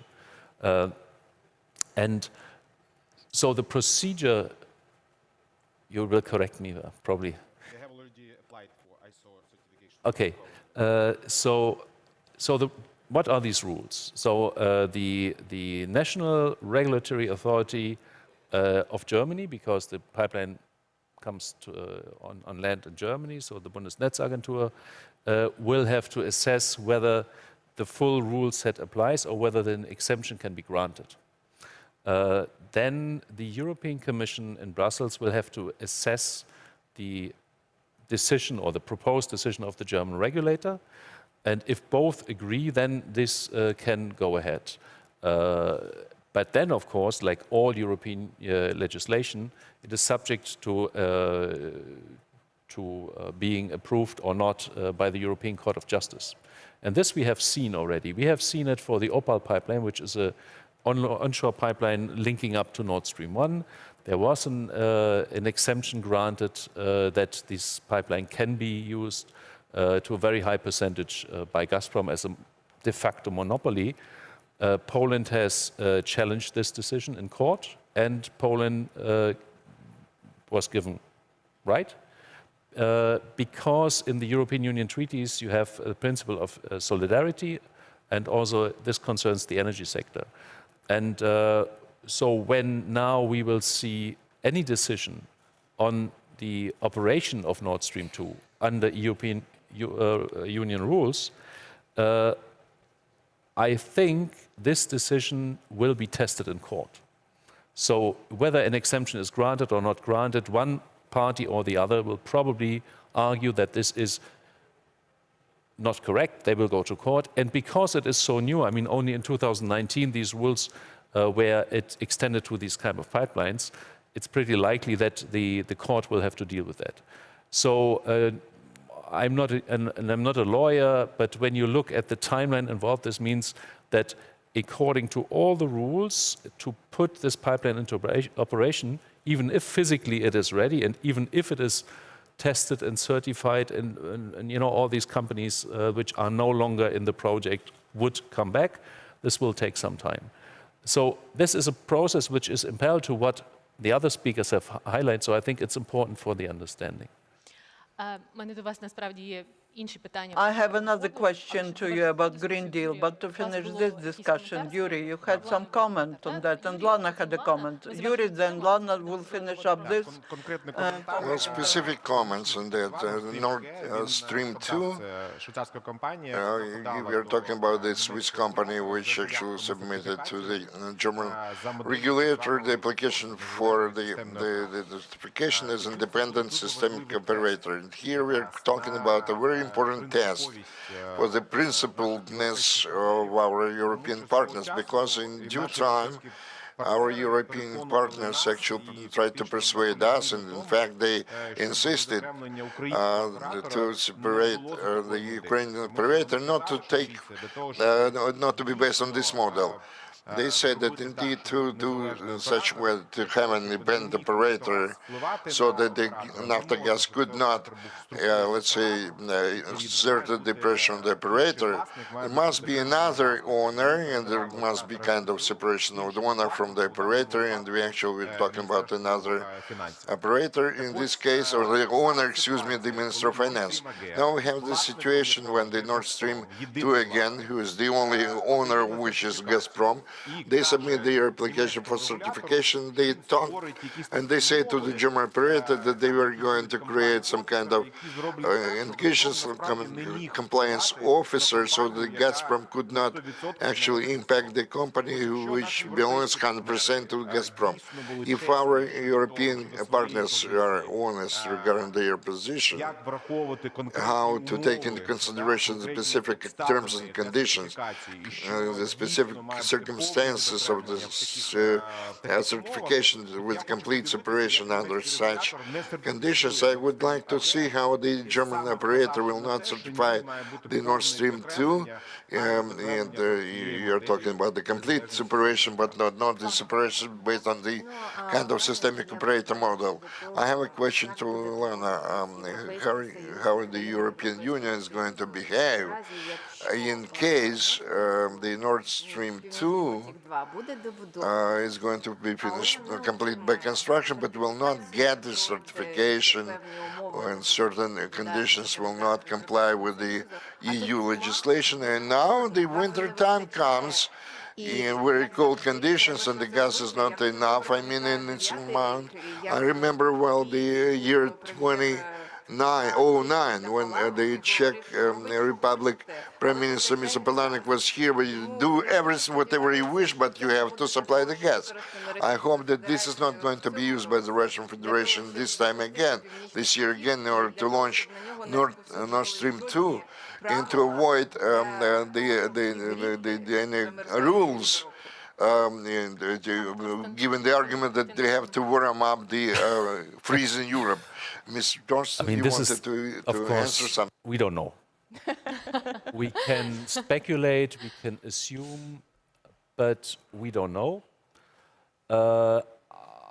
I think both of us, we were involved in a situation in 2014 when we didn't know how it will work out in the end. We opted, the EU supported Ukraine's decision, the government's decision, Naftogaz decision, to go for arbitration, because our argument was that if we want to have a stable energy system in Europe, and Europe is, let's say, the whole continent, rule of law is critical. So if you don't have rule of law, you have chaos, you have energy wars, and you don't talk about energy diplomacy, or energy diplomacy will be limited to trying to fix crisis. But what we want to achieve is that we want to have a system where we will have no crisis. So the decision to go to arbitration on the Ukraine side was fully supported by the EU, and it turned out to be the right one. I think there's no question about this now. And we seriously hope that we will not come into this kind of logic, that we will have essentially the rules will be respected and rule of law will be the basis of our joint energy system. Дякую дуже. Наступну тему, яку я б хотіла порушити, це, звичайно ж, зелена угода. І ми, напевно, почнемо. Next issue is the green agreement. Maybe we'll start with Mr. Eric de Zagon, who is waiting for a long time now to be involved in our discussion. Then I would like to pose this question to all the participants in our discussion. Mr. Zagon, the question to you. Ukrainian companies and cities, they declare that they are prepared to reach their climatic neutrality till the year 2040, and we mentioned that we are going to do that till the year 2016. How the European Investment Bank can help Ukrainian business to reach this new climatic neutrality, and for the whole country, generally speaking. You have the floor, sir. Thank you very much, and I'm very sorry not to be in Vilnius today. And thank you very much for the invitation. I have taken with me a few slides, 4 slides. If maybe you could show the first one. Ми вже бачимо. We can see it. Okay, maybe the next one, please. So if we start, I mean, the first issue we have when we look at these figures is we show the figures of production of electricity in Ukraine. And you see that 53% is coming from the nuclear energy and 32% is coming from fossil energy. Now, if we talk about decarbonization, obviously something has to be done there. And only 8% is coming from renewable.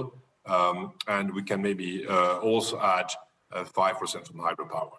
So that is 13%. Now, obviously, there must be a transition coming out from the fossil energy and increasing the part of renewable. If we take the next slide, it's the next slide, please.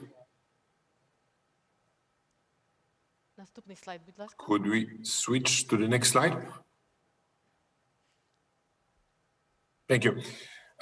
If we continue on the challenges that we see, the first one obviously is very strategic. It's the synchronization with the grid of Ukraine towards the NTCOE, meaning that you have to link the grid of Ukraine to the one of the European Union. This will allow a flow of electricity between the Union and Ukraine, which I think would be a strategic advantage for Ukraine. It's going on. It still has to be finished. The second challenge we see with the electricity grid is the balancing. There have been historical reasons for the balancing that you are working on. One has been going back to even Chernobyl. And also the situation in the East has also influenced the balance of the grid. Now, obviously, if you want to have more renewable energy, more renewable producers, that will also continue to give challenges to the balancing of the grid. And that should not be underestimated, because having many smaller producers of renewable is really a challenge for all the grids in whole Europe, and that will also something that you're going to have to look into. The third challenge will be storage. And again, I mean, we all know that if you have more renewable, the storage issue will be very important. Obviously, one thing will help, obviously, if you have the synchronization with the NTSOE, that will be part of the solution. But still, storage will be an issue. You have one capacity in Ukraine which is quite natural, which are the dams. You have the hydropower, and that's the first solution. Obviously, then you're going to have to go to batteries. That is something that I know that you're working on. And one participant of the panel mentioned the hydrogen. Obviously, hydrogen is a good solution also, especially for Ukraine. I mean, you have large capacity for green electricity coming from solar energy and from wind energy, and they also have water. And this is what is needed for hydrogen. Then you have also you talked about before, I mean, all the pipelines. I mean, some of these pipelines could be converted to allow the transport of hydrogen. The final challenge we see as a bank is the tariff. I mean, you must have tariff in the electricity sector that are covering the cost of production and cost of transport. And today, maybe these tariffs do not do that. And we also have sympathy. We fully understand if the government wants to subsidize some household and so on, but still the tariff should be transparent and should reflect the cost of production and transport. Then, if the government wants to subsidize household, it's something different. That's a political decision. But we have to fully respect. So these are the challenges that we see coming up. I mean, you have 32% of coming still from the fossil. We all know that the coal mines will probably have to be closed down at some point. So you have to challenge that. If you look at the next slide, please. Could we have a look at the next slide? Thank you. So this is also the commitment of the bank. By the end of 2020, the bank is fully aligned with the Paris Agreement. Now, that means that the bank has stopped to finance everything linked to fossil energy.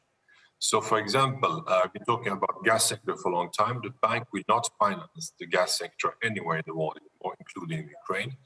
It doesn't mean that we cannot support transition from the gas, for example, the pipelines to hydrogen transport that I mentioned before. The second thing is also the coal mines. The bank is actively discussing today with the government, with the partners, on how we can help you on the coal transition. So the coal transition is definitely something we can support. We have to know also that by 2025, 50% of the financing of the bank will be for the climate action.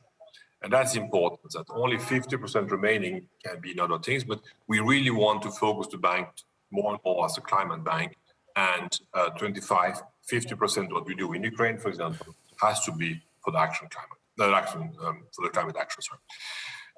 By 2030, we expect to mobilize about 1 trillion in general for the climate actions. Then let's be very concrete. Let's go to the next slide, maybe. And this is what we really want to do to support Ukraine for this transition. Now, first one is energy efficiency. Unlocking energy efficiency, we provided 300 million. Last year, we signed a contract with Ukraine for 300 million euros for helping energy efficiency in the public building. So this one is the first one. Obviously, energy efficiency is something strategically very important also for the country. It means you will consume less energy. That also means that you have a strong independence. You will have to import less energy. Then, decarbonization of the energy supply. Again, this is very much renewables. It's hydropower. And again, the bank is very happy to support Ukraine in this aspect and to support that anything that you can do on renewable. We haven't been very involved in renewable in the past, and the reason was probably the tariff. The bank was seeing the tariff as too high, and therefore we have not been involved so far in renewable. But I think the negotiations are going on the tariffs for renewable, and the bank will be certainly happy to support Ukraine on that one. The third one is innovation. The bank is absolutely ready to support everything you can do on innovation to create smarter grid, smarter technology for the energy. And that is definitely something that the bank will support you. Innovation is one of the really of the area where we want to do it. The fourth one is to secure the infrastructure. And again, we have supported a lot of investments in the grid of Ukraine, but we will continue. And I say there are two challenges. One is synchronization, that you hope that we finish with 1 year or two. And the third one, and that's going to be a long challenge, that is balancing the grid, especially with renewable producers. So these figures you mentioned to reach carbon neutrality for the companies in Ukraine and for the state are definitely ambitious figures. I think it's very good to have deadlines. I think that will stimulate it. If we just say we want to do it without any deadlines, I think they will be much slower. So therefore, I'm absolutely in favor of having these deadlines set by the state and set by companies. What I want, my message is that there are many challenges to reach these deadlines, but the bank is definitely happy to support Ukraine on that. We have been doing that in the past. And I think the bank, as the EU bank, and the support of my colleagues from the EU, from the Commission, from the EU delegation in Kiev, I think the bank is really ready to do a lot of concrete things to support this transition to carbon neutral economy. And I must say, I'm also very much encouraged by the communication and the discussion I have with the government in general about the fact that you take these green deals very seriously. And I think that many things we discuss now are going in that direction. I think it's also an investment in the future. One thing is obviously that for our children and grandchildren, we have a responsibility for having a carbon neutral economy. But it's also investment in the future. I mean, I think there's so much, I mean, that's going to be the trend. I mean, this is what the technology is going to go. And I think that's important also Ukraine embarks on that one. And I think you have many assets to go in that direction. You have a very strong IT economy in Ukraine or industry in Ukraine. And that is key if you want to be carbon neutral. And you also have natural resources going that direction. We talk about the wind, we talk about solar power. I think Ukraine has a lot of assets in going that direction. And we are very optimistic in the sense that we feel that there's a strong reaction and interaction with the government on this subject. So I will stop there and thank you very much. Дуже дякую, пану Thank you very much, Mr. Jean-Eric, for a very informative presentation for the support of Ukraine. I would like to return to the discussion to give them about 5 minutes to each of the speakers because we have only 10 minutes till the end of our session, and we'll start in the reverse order. So the issue of the Green Agreement, we expect that already on July 15th, if I'm not mistaken, they're going to adopt a new legislation on the Green Agreement. European Parliament is going to approve that. We are talking about the 2015 when Europe will stop to use gas and the coal and other energy carriers. What does it mean for Ukraine? In which way the European Union is going to introduce the principles of this fair green agreement regarding the air partners? Very important to understand that we are in a process where energy diplomacy and climate diplomacy are merged. And this is notably what we have now started this year, a dialogue on the Green Deal between Ukraine and the European Union, which was decided at the summit by the presidents, and where the responsible people for the dialogue are the Prime Minister, Schmyhal, and Executive Vice President Timmermans in Brussels.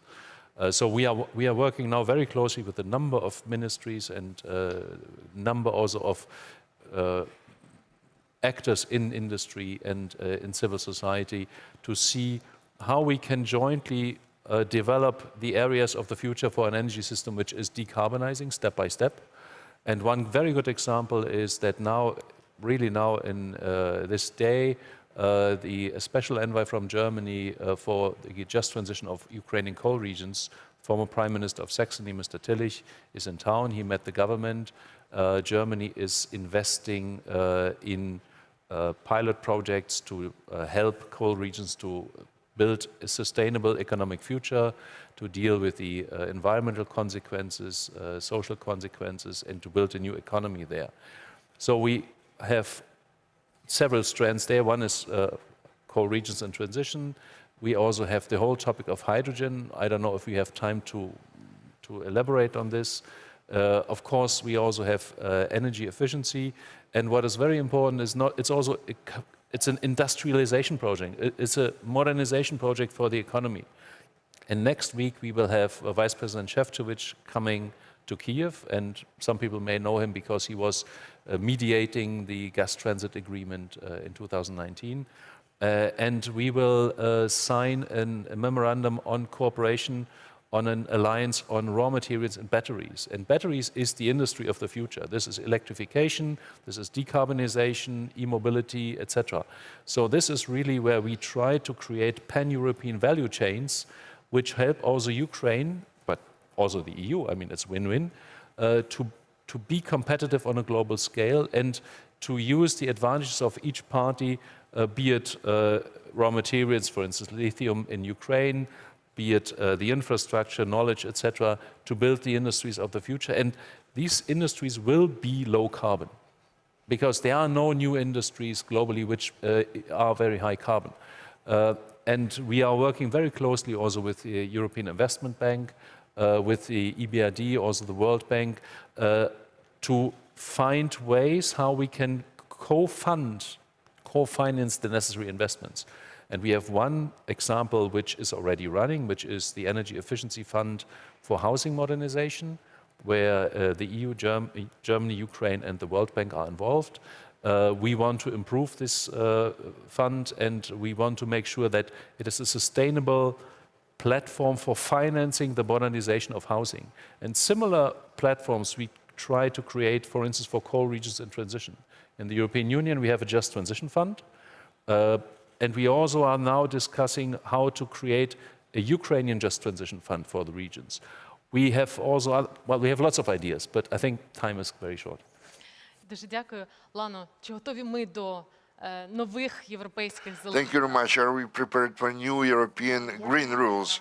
I believe that we have to come back once again to 2019 and remember what we changed and to add that to the association agreement, which actually determine our way toward the integration of the market. And this time, very important to us is to go through this, negotiate this road. And we are talking about both market of electric power and the gas market in our way to European Union.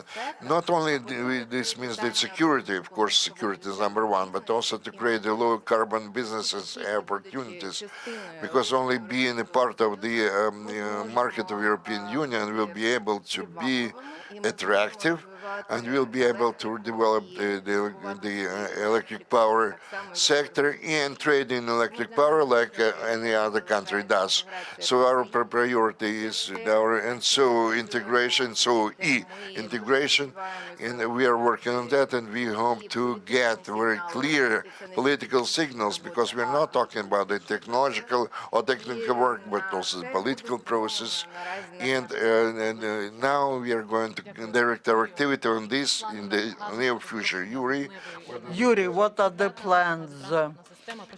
Is our gas transportation system ready to transport green or blue hydrogen to European Union? We can say that in Naftogaz there's no single large-scale project or plan that would ensure this Green Deal.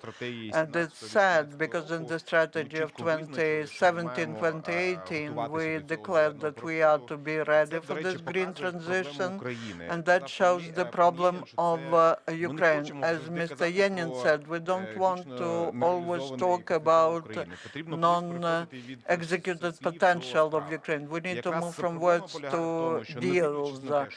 And despite the fact that in 2017-2018 the Naftogaz declared the strategy that they have to work on energy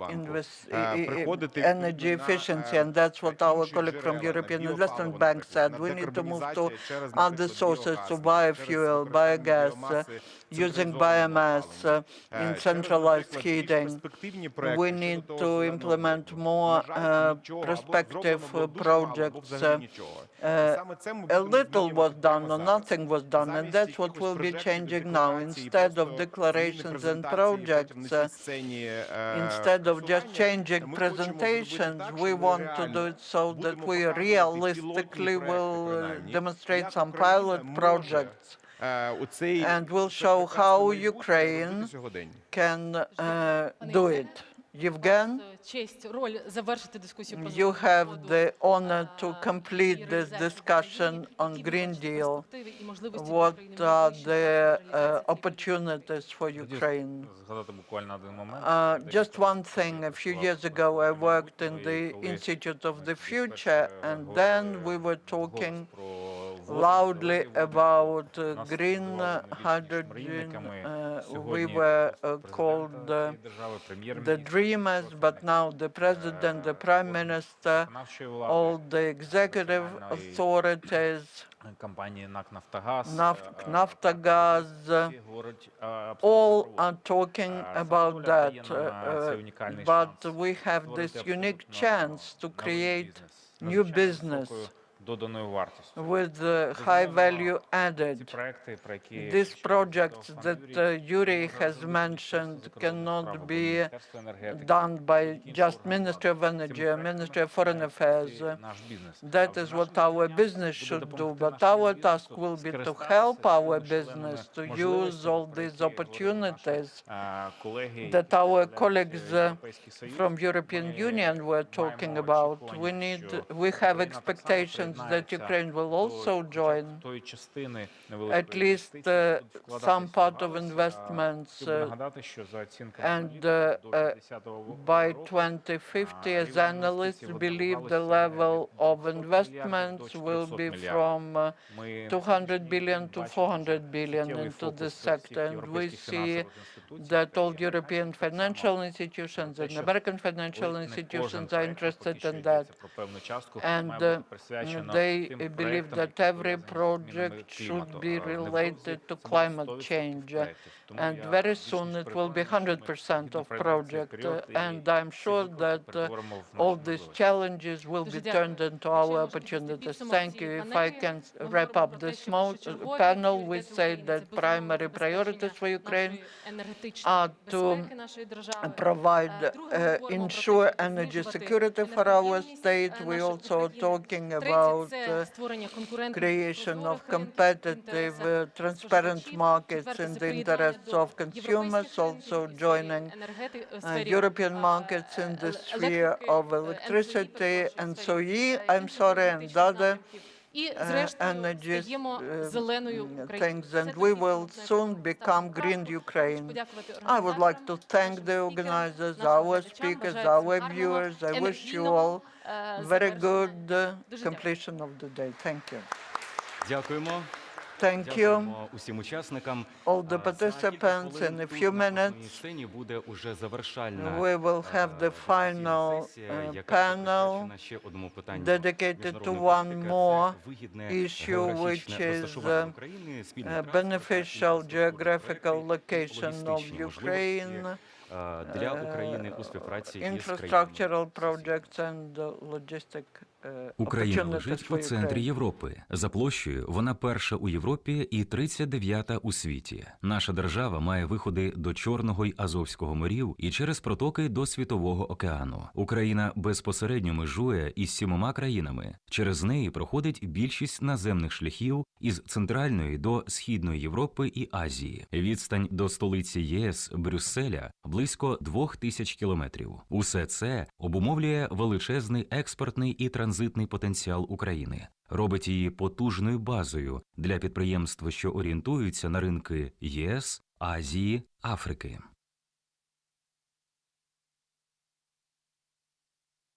Українську спільноту, яка проживає за межами України, заведено називати діаспорою. За приблизними підрахунками, таких людей у світі налічується від 12 до 20 мільйонів. Як порівняти із іншими світовими діаспорами, українські громади мають найбільшу кількість різноманітних громадських об'єднань. Орієнтовно 3000, третина з яких у Канаді. Авторитетною міжнародною українською організацією є Світовий конгрес українців. Він об'єднує близько 300 громадських організацій закордонних українців із більш як 30 країн світу.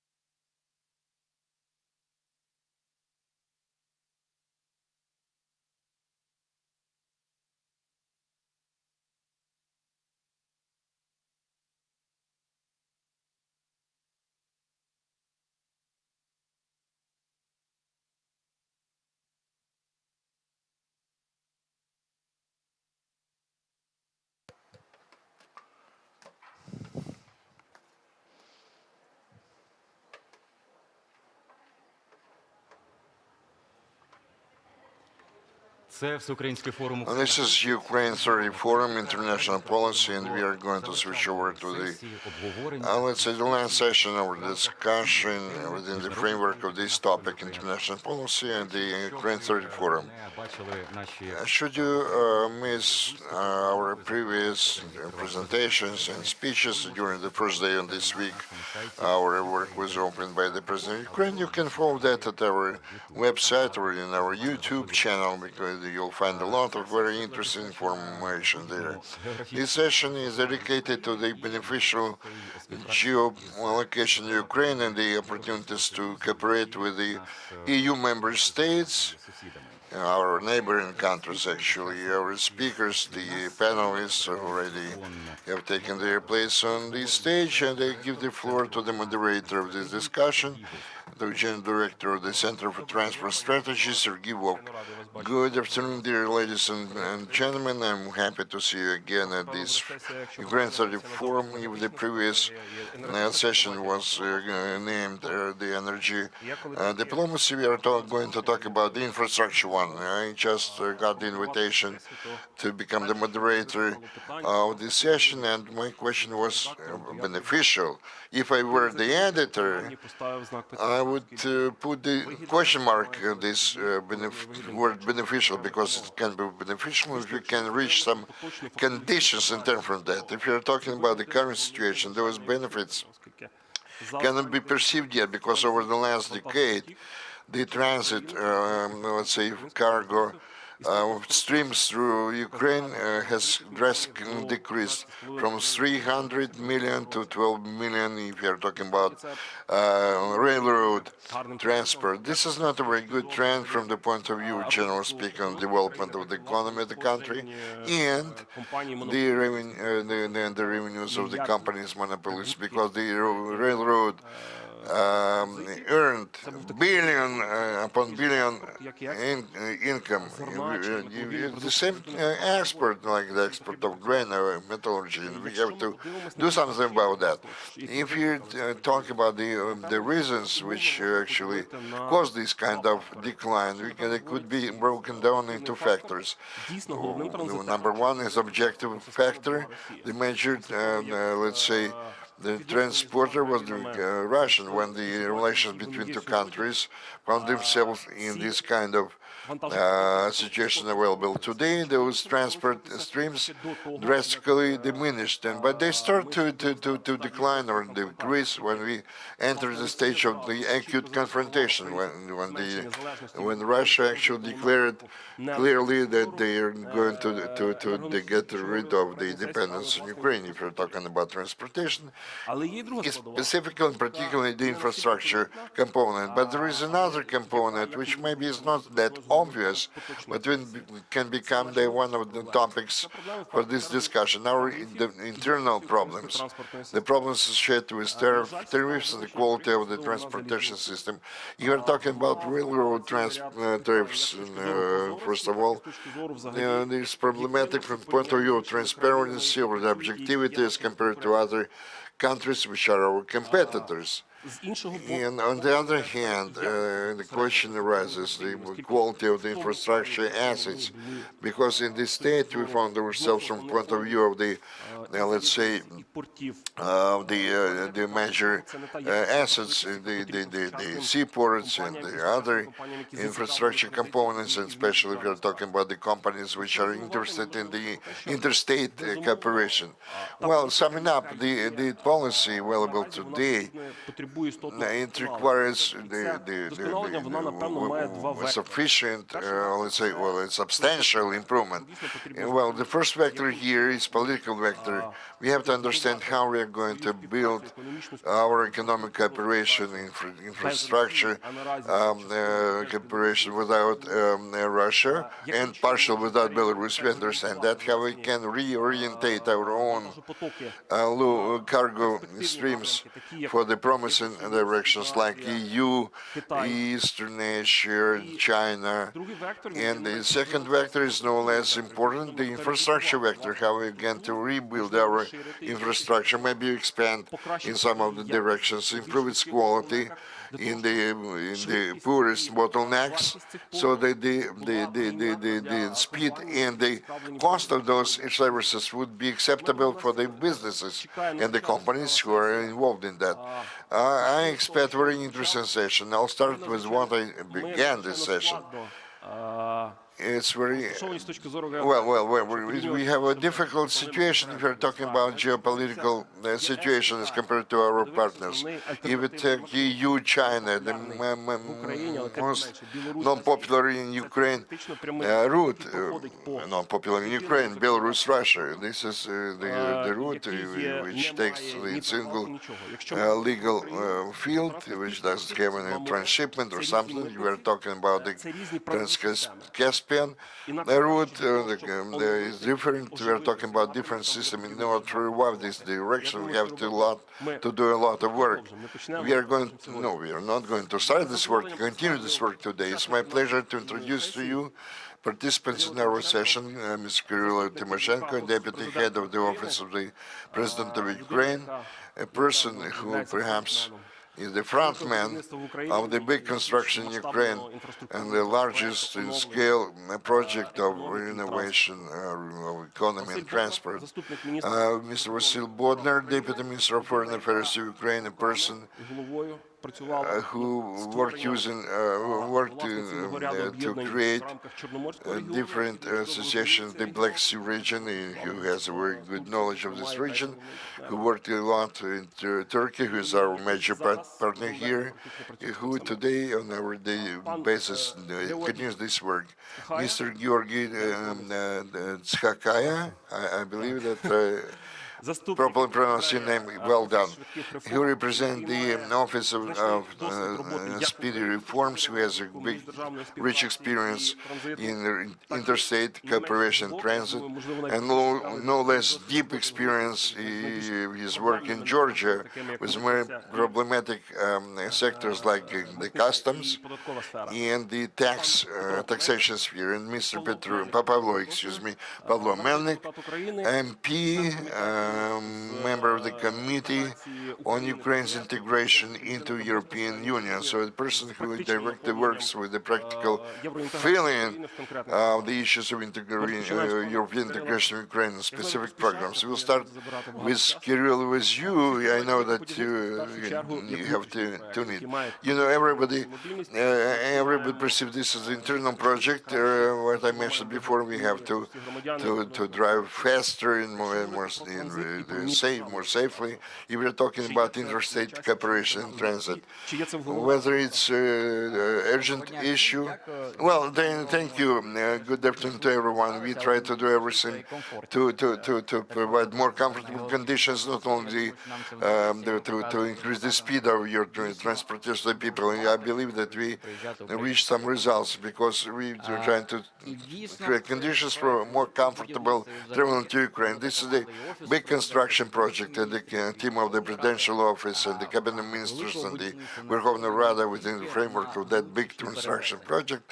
We're not talking about our internal transportation. One of our tasks is the transit and interstate relations and providing the different routes for traveling. And I'm going to tell you about the more detailed information about those routes, what we are doing. The waterways, first of all. Waterways, speaking in principle, let's talk first of all about the sea transport, what we were doing for that. The previous team of the Ministry of Infrastructure, they were dealing with the Ukrainian seaports. The new team and new ministry would like to increase the speed of development of the seaports in Ukraine. The Verkhovna Rada helps us to do that, and the Office of President as well. Why we are doing that? Why we would like to give more ports to concession? Because the state cannot exercise control of this number of the seaports on a qualitative basis. And the most important here and most beneficial from the economic point of view I'm talking about the most economical point of view, the seaports for the state. We have to improve the quality of these seaport services. You remember all those scandals associated with this. On September 1, we are going to start the test of electronic certification owing to the computerization of all the certification process, and these sailors and the seamen will understand at last that they do not have to do a lot in order to get this certification. Why we take care of our seamen or sailors? Not only because they're citizens of Ukraine and we respect those, because Ukraine actually finds one of the top places in the world regarding the seamen and the sailors. This is what pertains to the seaports. And if we're talking about the state is going to control the seaports, first of all, we're talking about seaport Yuzhny and Pivdeny. It has a very beneficial geographical situation, location. And we have a new team there, a new manager, and for the first time of their work, they managed to increase by 15% the number of the cargoes coming to this port processing the cargo. We're not talking about the increase of the cargoes, we are working also on the tariff policies there. Based on the result of this year, and I believe that everybody will see that this fall, months in, months out, they will see how the government can concentrate their attention on the specific port and increase the benefits for the state. And not only we take care of the tariff policy, and we do not only increase something or introduce a new managerial system, but with any port increases the further perfection of the using the expenditures for this port to become the flagship in the sea or maritime transport of cargo. This is if we are talking about seaports. Let's switch over to railroads. Railroad for many years we had a lot of problems associated with corruption, lack of transparency in the cargo transport. I emphasize cargo or freight transportation. When we are talking about the policy of railroads in Ukraine, everybody thinks about the increase of the prices for the tickets. No, we are going to focus our attention on cargo transportation. Maybe in the next coming months we'll have more information and successful stories in our. We, as the Office of Presidential Office, within the framework of international cooperation, together with the Minister of Infrastructure of Ukraine, on July 1, Verkhovna Rada ratified the agreement between Ukraine and France, owing to which we are going to get 130 new cargo locomotives, electric locomotives, which is much required by Ukraine. We are doing that with Milestone Company together. This is a big project for our country, for the railroad of Ukraine, because for a long time we have not seen any renovation efforts related to railroad. The majority of the locomotives, electric locomotives, they date back to the 1980s, 1990s, most in the 1980s. That's why we're doing what we're doing today. We're trying to renovate the rolling stock. Why we're doing that? For the railroad, Ukraine, to more fastly process all those cargoes and freights. We're going to improve the quality of the rolling stocks to increase the economic component of the railroad of Ukraine. That's what we are talking about, the cargo transportation. Aviation component. This is, I would put it this way, the opening of the aviation component in Ukraine. Everybody knows about the airport of Boryspil and Odessa. I know that in a few weeks from now they're going to launch a new runway in the airport Odessa, and maybe but maybe not many remember that new runways appeared back in 2012. Almost a decade has elapsed in that time. We we open new airports in the airport of Odessa. We are going to open a new runway. What we are doing, we of course the project of the big international airport in Dnipro, which at last we are going to start this construction and do it very fast. In 3 and 5 or 7, not 7 years from now, we're going to see a new terminal, but much faster than that. We are going to open the our aviation communication with the airport, Uzhgorod airport in Chernivtsi or Kryvyi Rih. Those are not just plans. This already happened. The people already fly using those terminals. Many people said that it's not was not required because not many people are going to fly to Kiev or to foreign countries, but the airport in Uzhgorod, they already been used, if not 100%, but 90% at least.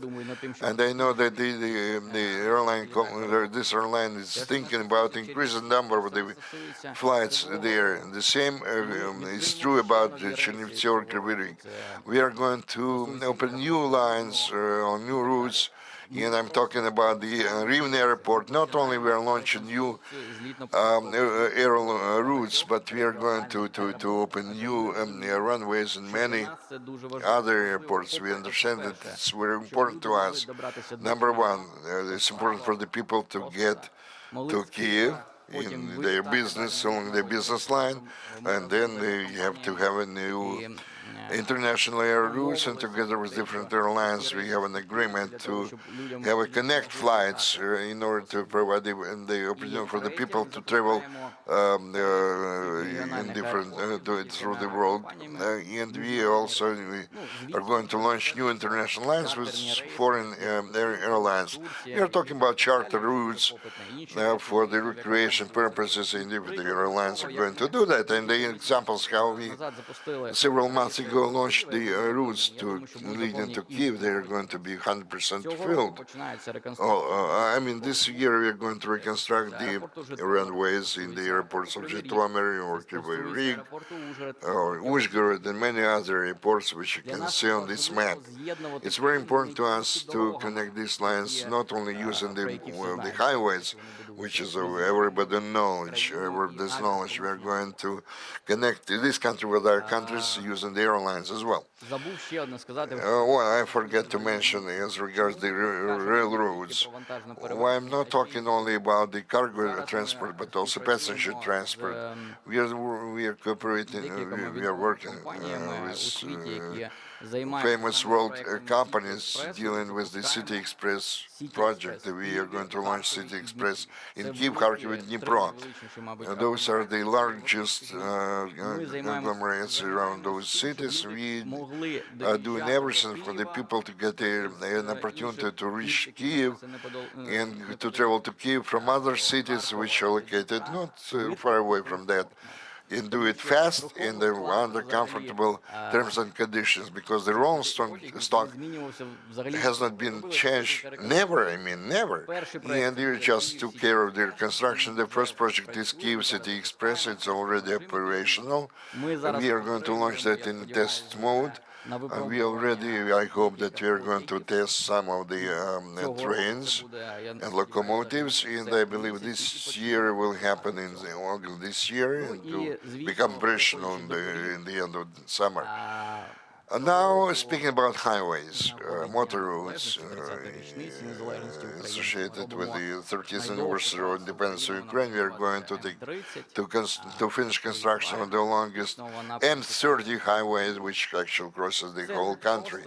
The whole country. You are not talking about something which is badly required by Ukraine, which is going to connect all the regions in Ukraine. But we are not taking care of the roads only on the territory of Ukraine.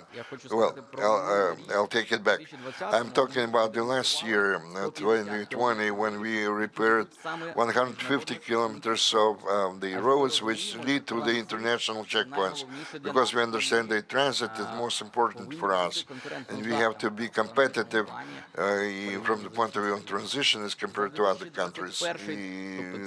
This year and during the next year, we're going to renovate more than 600 kilometers of the roads leading to the international checkpoints, border cross points, and we are going to renovate and open new checkpoints in order for us to be competitive from the international point of view. There are some other projects because the trade, let's say trade product circulation, we're not talking about only that. We going to demonstrate how Ukraine can receive the tourists from other neighboring countries. The Transcarpathian Circle project, we are talking about the circle around 3 resort areas in Frankivsk and Transcarpathian.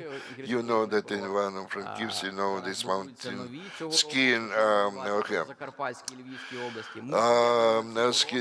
ski resort. We are going to connect all those resort areas with the people who are going to spend the recreation or holidays there. They have get an opportunity to spend only 30 or 40 minutes to reach those resort areas. And this circle will be connected to the checkpoints, passing through which you can actually reach those this kind of a circle. This is what we are going to do for the development of the tourism in Ukraine, to demonstrate that we are open for our guests and they want to further develop the tourism, and the state will be the winner of this project. And the big construction project that's not only is not only directed for social or socio-economic conditions. We are going to create conditions for the investors to come here to Ukraine. We are going to create terms and conditions for somebody to invest into this country, and the government of this country will provide you with highways and other infrastructure projects for you to carry out to do the business.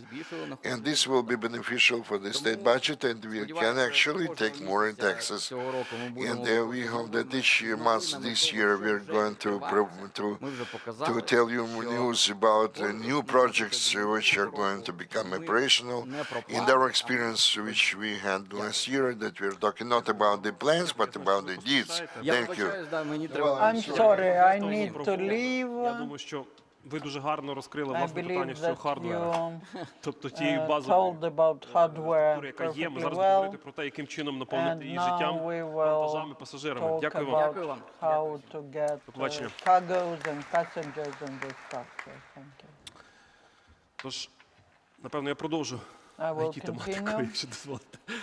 Тому with що, насправді, IT. якщо говорити всерйоз, то Seriously ми дійсно speaking, бачимо досить динамічний we розвиток see інфраструктури. quite a Напевно, dynamic development за of роки незалежності infrastructure in years прецедентів, of принаймні independence. на моєму досвіді роботи в інфраструктурі, це біля 11 років, I've worked in настільки масштабної, infrastructure принаймні, for 11 розбудови years, її, напевно, не було. Можливо, I при haven't Євро seen 2012, але тоді були зовсім інші чинники і зовсім інші similar умови. large-scale Але не менш важливим construction. є It was забезпечення, власне, in зовнішньої рамки. Дуже простий приклад. Ви preparation бачили for Euro карту 2012, аеропортів, but you які saw now збираються the map of the розвивати. airports which are to be Але для developed. того, щоб ці аеропорти But in запрацювали order не for лише these з внутрішнім airports to пасажиропотоком і work not вантажопотоком, only потрібна for зміна domestic і умов. flights, but for Угода про international, ратифікацію we need to і change про створення єдиного повітряного простору conditions. в The Україні з Європою agreement on creating the common space, airspace for 9 років, Ukraine так. І зараз ми with бачимо, що Europe доходить до is якогось been певного discussed for законодавчого 9 years вирішення і до якоїсь already, нормалізації. Але авіація – це лише один з but напрямків. aviation Тому is моє just one of питання до вас, them. пане Василю, Sectors. My якщо question to you, коротко Vasily, проаналізувати ось той please стан analyze співпраці briefly Україна, ЄС і Чорноморський what's регіон в happening цілому, in the можливо, з cooperation перспективами between виходу Ukraine на and ринки the Східної EU and the Азії, Black Sea Грузія. region, Які проекти Georgia наразі as вони є well, пріоритетними і what які є projects ось are на короткому priority олівці, projects. точно так, як ось ці аеропорти, про які ми говорили? Дякую вам, дякую за цю можливість, за Thank you for запрошення. this Дійсно, я хотів би opportunity, for продовжити inviting. те, що I would сказав like пан to Кирил. continue what Перш за все, ми Kirill створюємо said. конкурентність. First of all, we те, що create збільшується якість competitiveness. нашої інфраструктури, дозволяє The нам quality of конкурувати з our іншими напрямками. Я тут infrastructure те, що не згідний, changes, що нас and будуть that входити по allows іншим us to маршрутах, оскільки ви бачите, що compete. зараз робиться в Білорусі. You see І цей what's напрямок, той happening же in Китай, Belarus, він and може переорієнтуватись, в тому числі на this Україну, якщо ми нормально flow from EU to China could change, and that's if we work well with our European partners and distant partners. We need to compete on tariffs and other things. Let's talk about priorities. What's the main thing for us? The President and the Minister of Foreign Affairs were talking about integration. If we get integrated into the EU, changing our rules and strategies, we need to take into account what's changing in the EU. We need to include the internal waterways, which are not included. Also, we need to implement this agreement on common airspace, and hopefully at the EU-Ukraine summit, we hopefully will sign it, and then it will be ratified. Then also,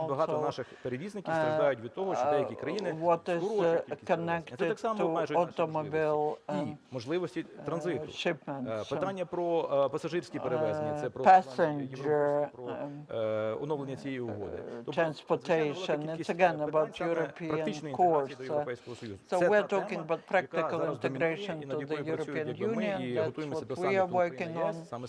We're getting ready to Ukraine-EU summit so that we do something practical, so that we sign and execute.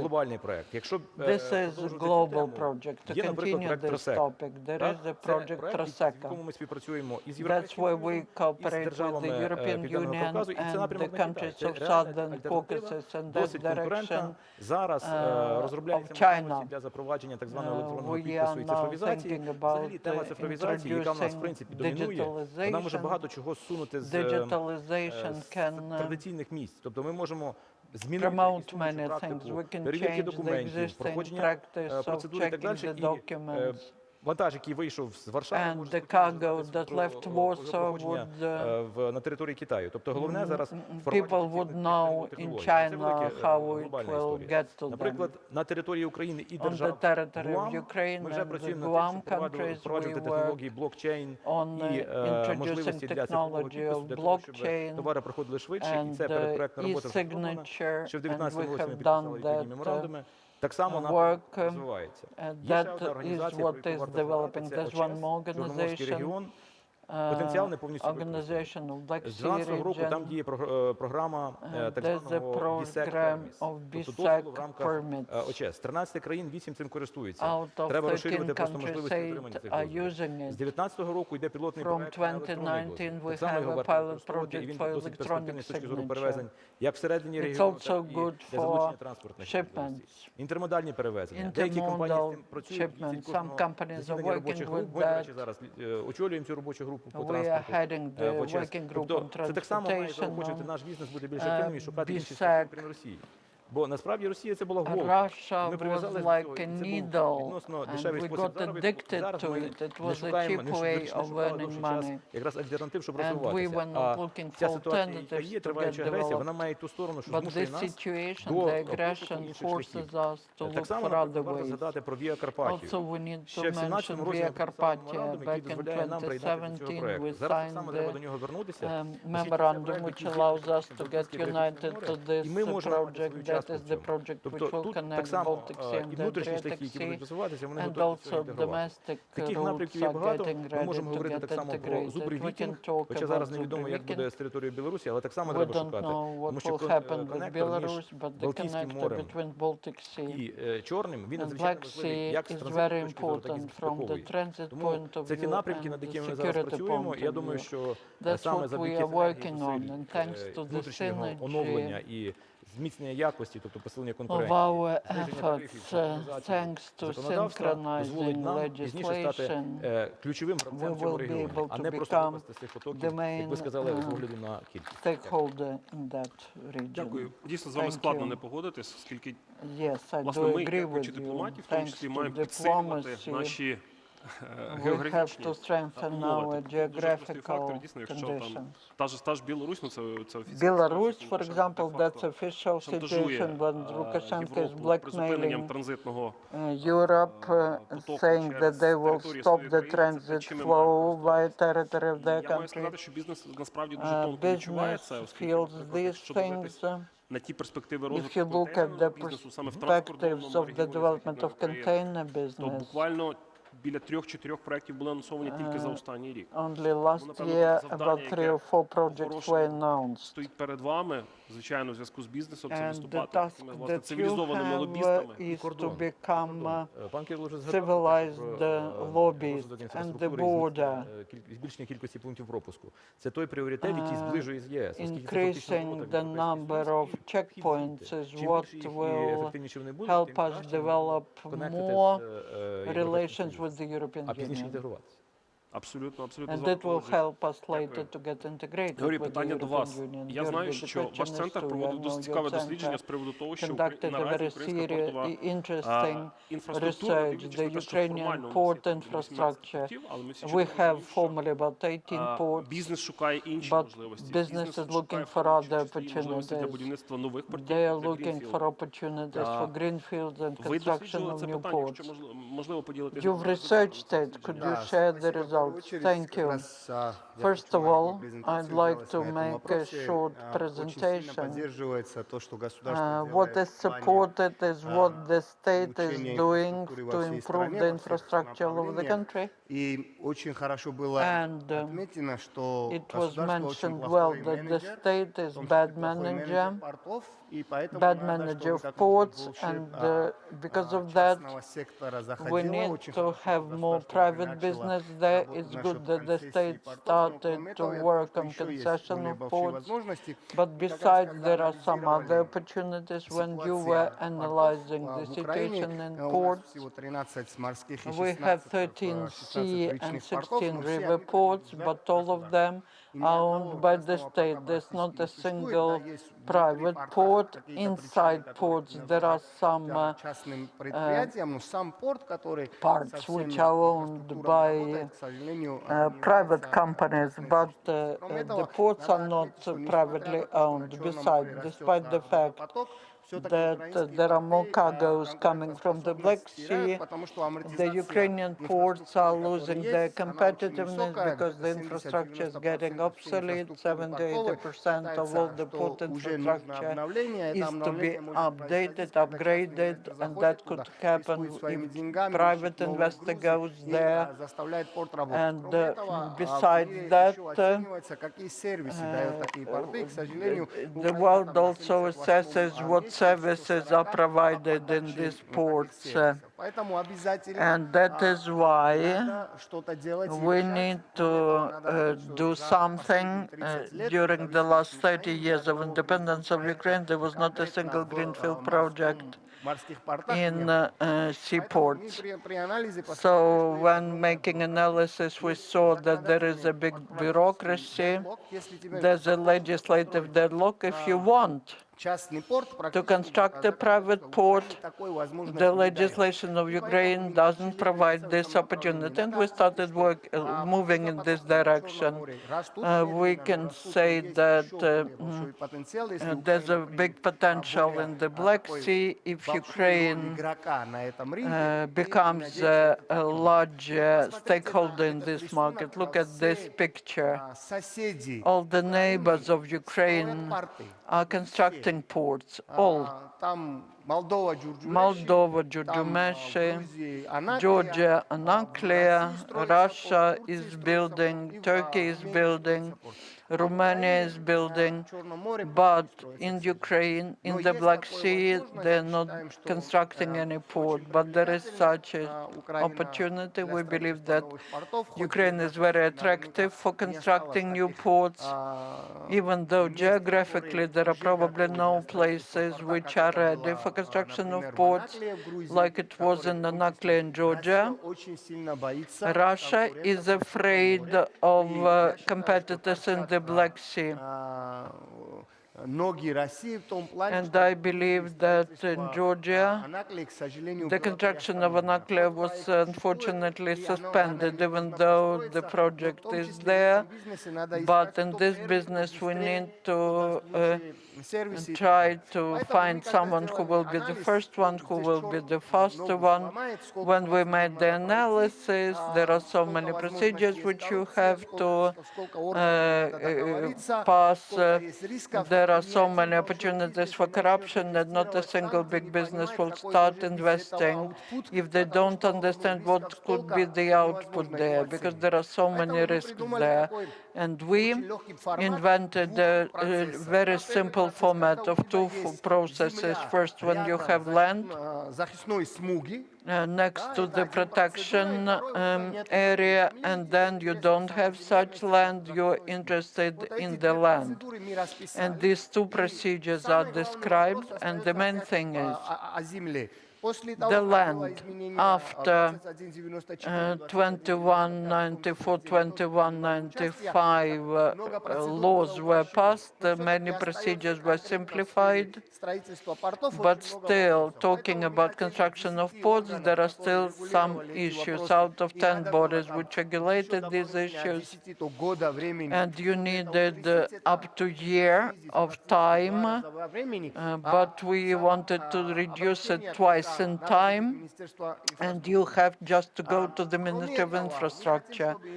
Besides, we want investors to take responsibility when they want to invest and to build ports. We say that the minimum investment into river ports should be 20 million, in seaports 200 million, and they have to provide 3% guarantee minimum.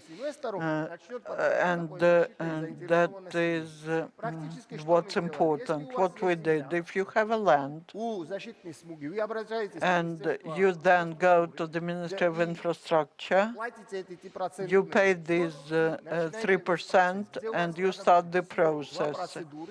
You need to complete two procedures, and two bodies should issue two permits. You have the whole chain of processes, which is very simple, clear. You don't need to go to 9 different bodies, get 5 permits. That's important. When we construct the port, it's not just about ports, it's about dredging. And it's also allocating the equatory. We wrote the legislation together with the Ministry of Infrastructure and other stakeholders. We are planning to present this draft law to the National Council of Reforms, and then we hope it will be supported by the President, the Prime Minister, the Parliament of Ukraine. Then it will become a law which will allow Ukraine to attract investments into new construction of ports, and that is our task. Thank you. Thank you, Georgi. Thank you. I have a very simple question. You're talking about legislative mechanisms which you propose. Does it work anywhere? A specific benchmarking is being done in different countries. It's a different story, but you cannot copy anything, copy and paste because they're illegal. Part of Ukraine is very specific. I've been working in 18 countries. I cannot compare this kind of relevant bureaucracy. We're talking about the legal sphere of Ukraine. I just I joke this kind of fiendish difficulty and gives investor to provide better to provide specific conditions for the investors. We would like to protect the investors. We have to show the risk associated with that, because they risk their money, they risk the money of their shareholders. They can actually are very good in calculating everything. When it's impossible to understand the risk, we'll never find the serious investors to come here to Ukraine. if the risk cannot be assessed. So our task was to minimize the risks. If there is a responsibility, you have to be responsible for the state, before the state, for your wishes, but the rest is being done by the state. All the services are provided by the Ministry of Infrastructure. Clear, thank you.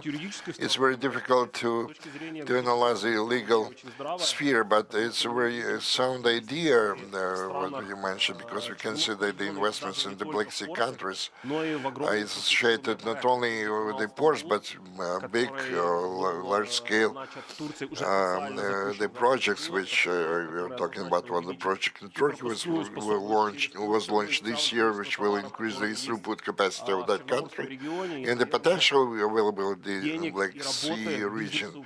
And perhaps the business will have a lot of work and a lot of money to think about to work efficiently. So my question is to Pavlo Melnik.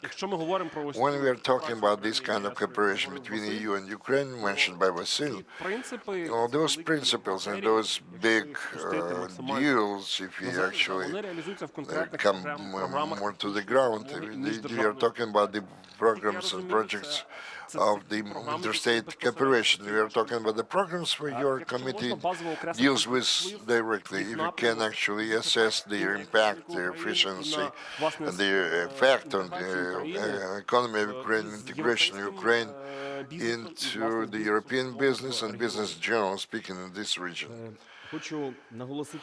I would like to emphasize some specific actions or a specific roadmap of our committee, integration of Ukraine into the European Union. Recently, the Council of Europe gave the green light to sign 3 neighboring agreements in the sphere of aviation between Ukraine and Tunisia and our cooperation with Qatar. And those agreements will open new vistas and opportunities for the operators and the customers, which will further promote the development of tourism, trade and investments. We plan to do that in the fall of this year. Similar to the association agreement, one of the major ideas of the joint aviation space, was mentioned before, is introduction in Ukraine of norms and standards of EU in the aviation sector. We are talking about the safety and the aviation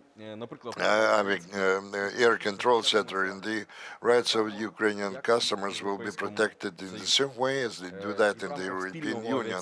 And within the framework of this joint airspace, the load on the European airlines will decrease, and the flights to Europe and the frequency of flights and the slots, those issues will be the subject of agreement using the same procedure used by any kind of the carrier in the European Union. We expect this to be signed on October 12 during the Ukraine-EU summit.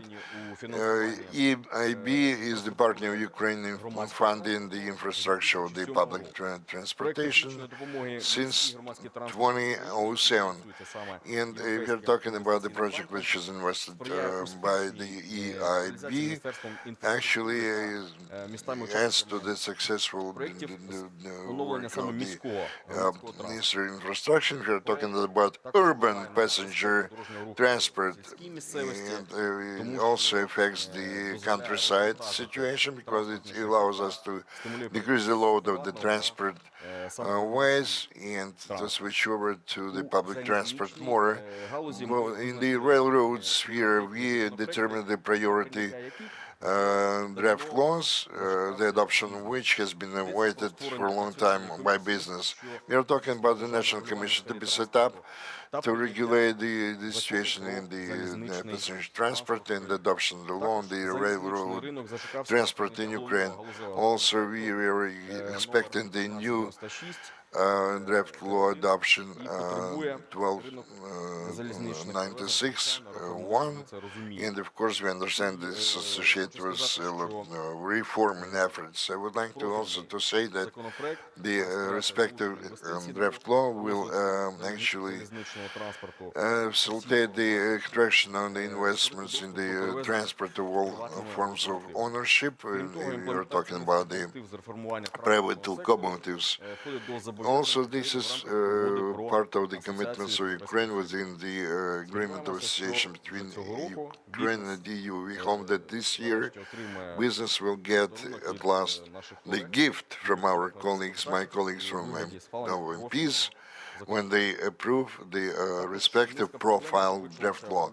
There are a lot of problems we have to take care of in the river and sea maritime transport. We had a major transformation regarding the river transport, and we have to normalize those draft laws which have to be adopted. Specifically, if we're talking about the adoption of the profile or respective law.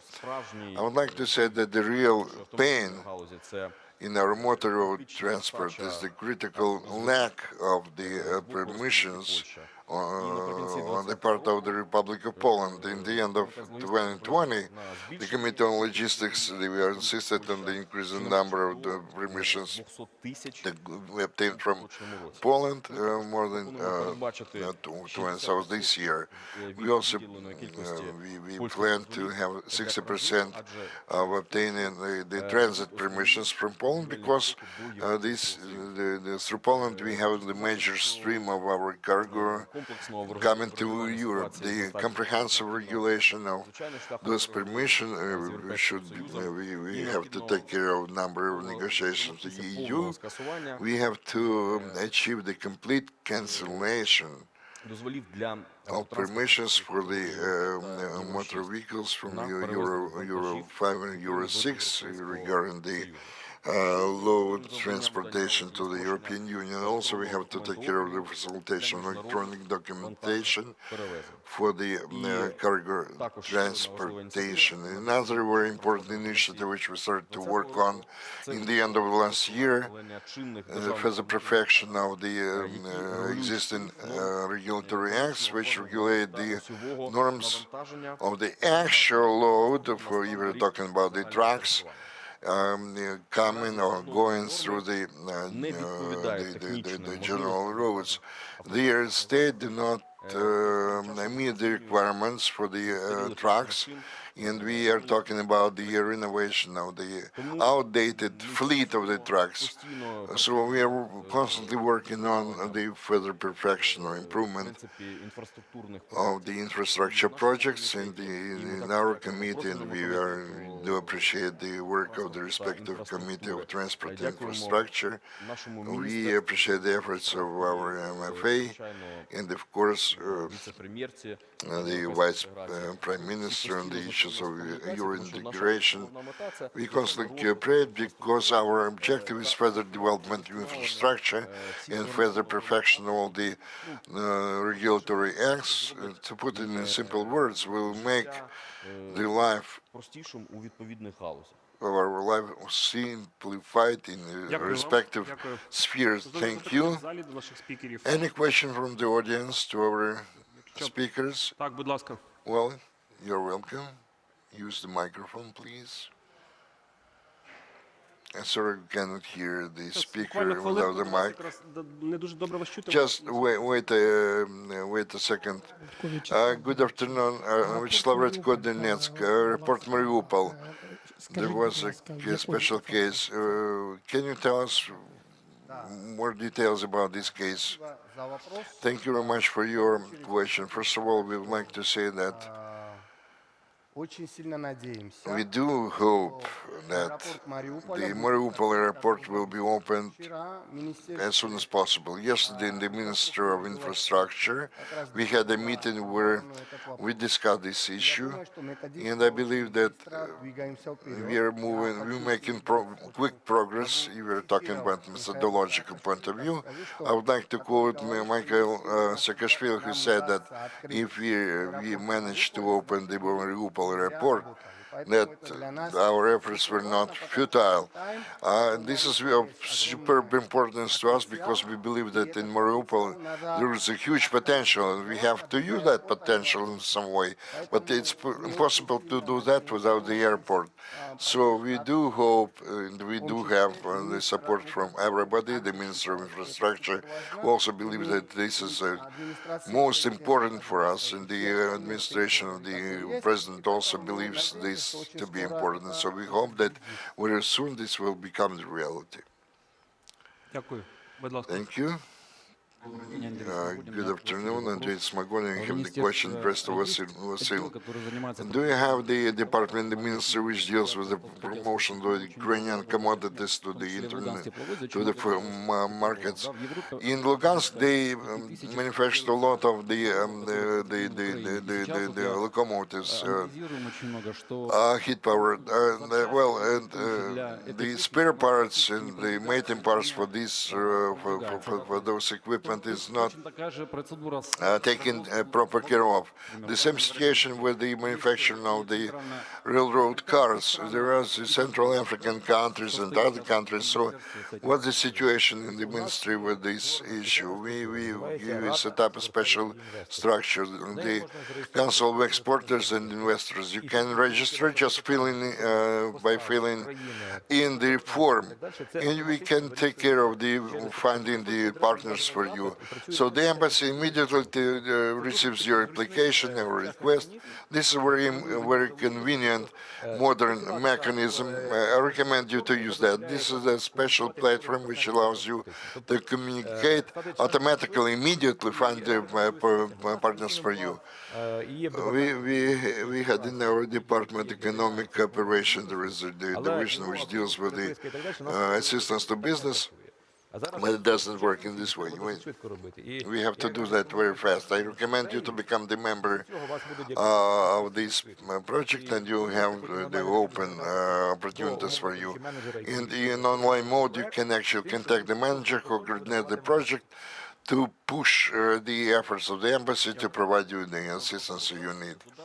With your permission, I would like to add, during the previous plenary session or week, the Verkhovna Rada of Ukraine ratified the respective interstate agreement with the French Republic. In fact, we had 4 of those. As regards the railroad transport, which was mentioned by Gabriel Tymoshenko, 130 modern electric locomotives for the railroad of Ukraine to the tune of 882 million euros for the European company 35% is localization in Ukraine.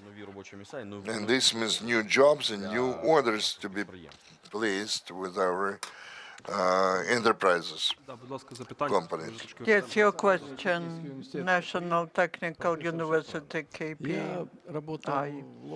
I worked in Lugansk, and I'm interested why aren't we using this opportunities to create cluster now. We submitted some proposals in Kharkiv to different plants of Poltava, Dnipro, Lviv. There are some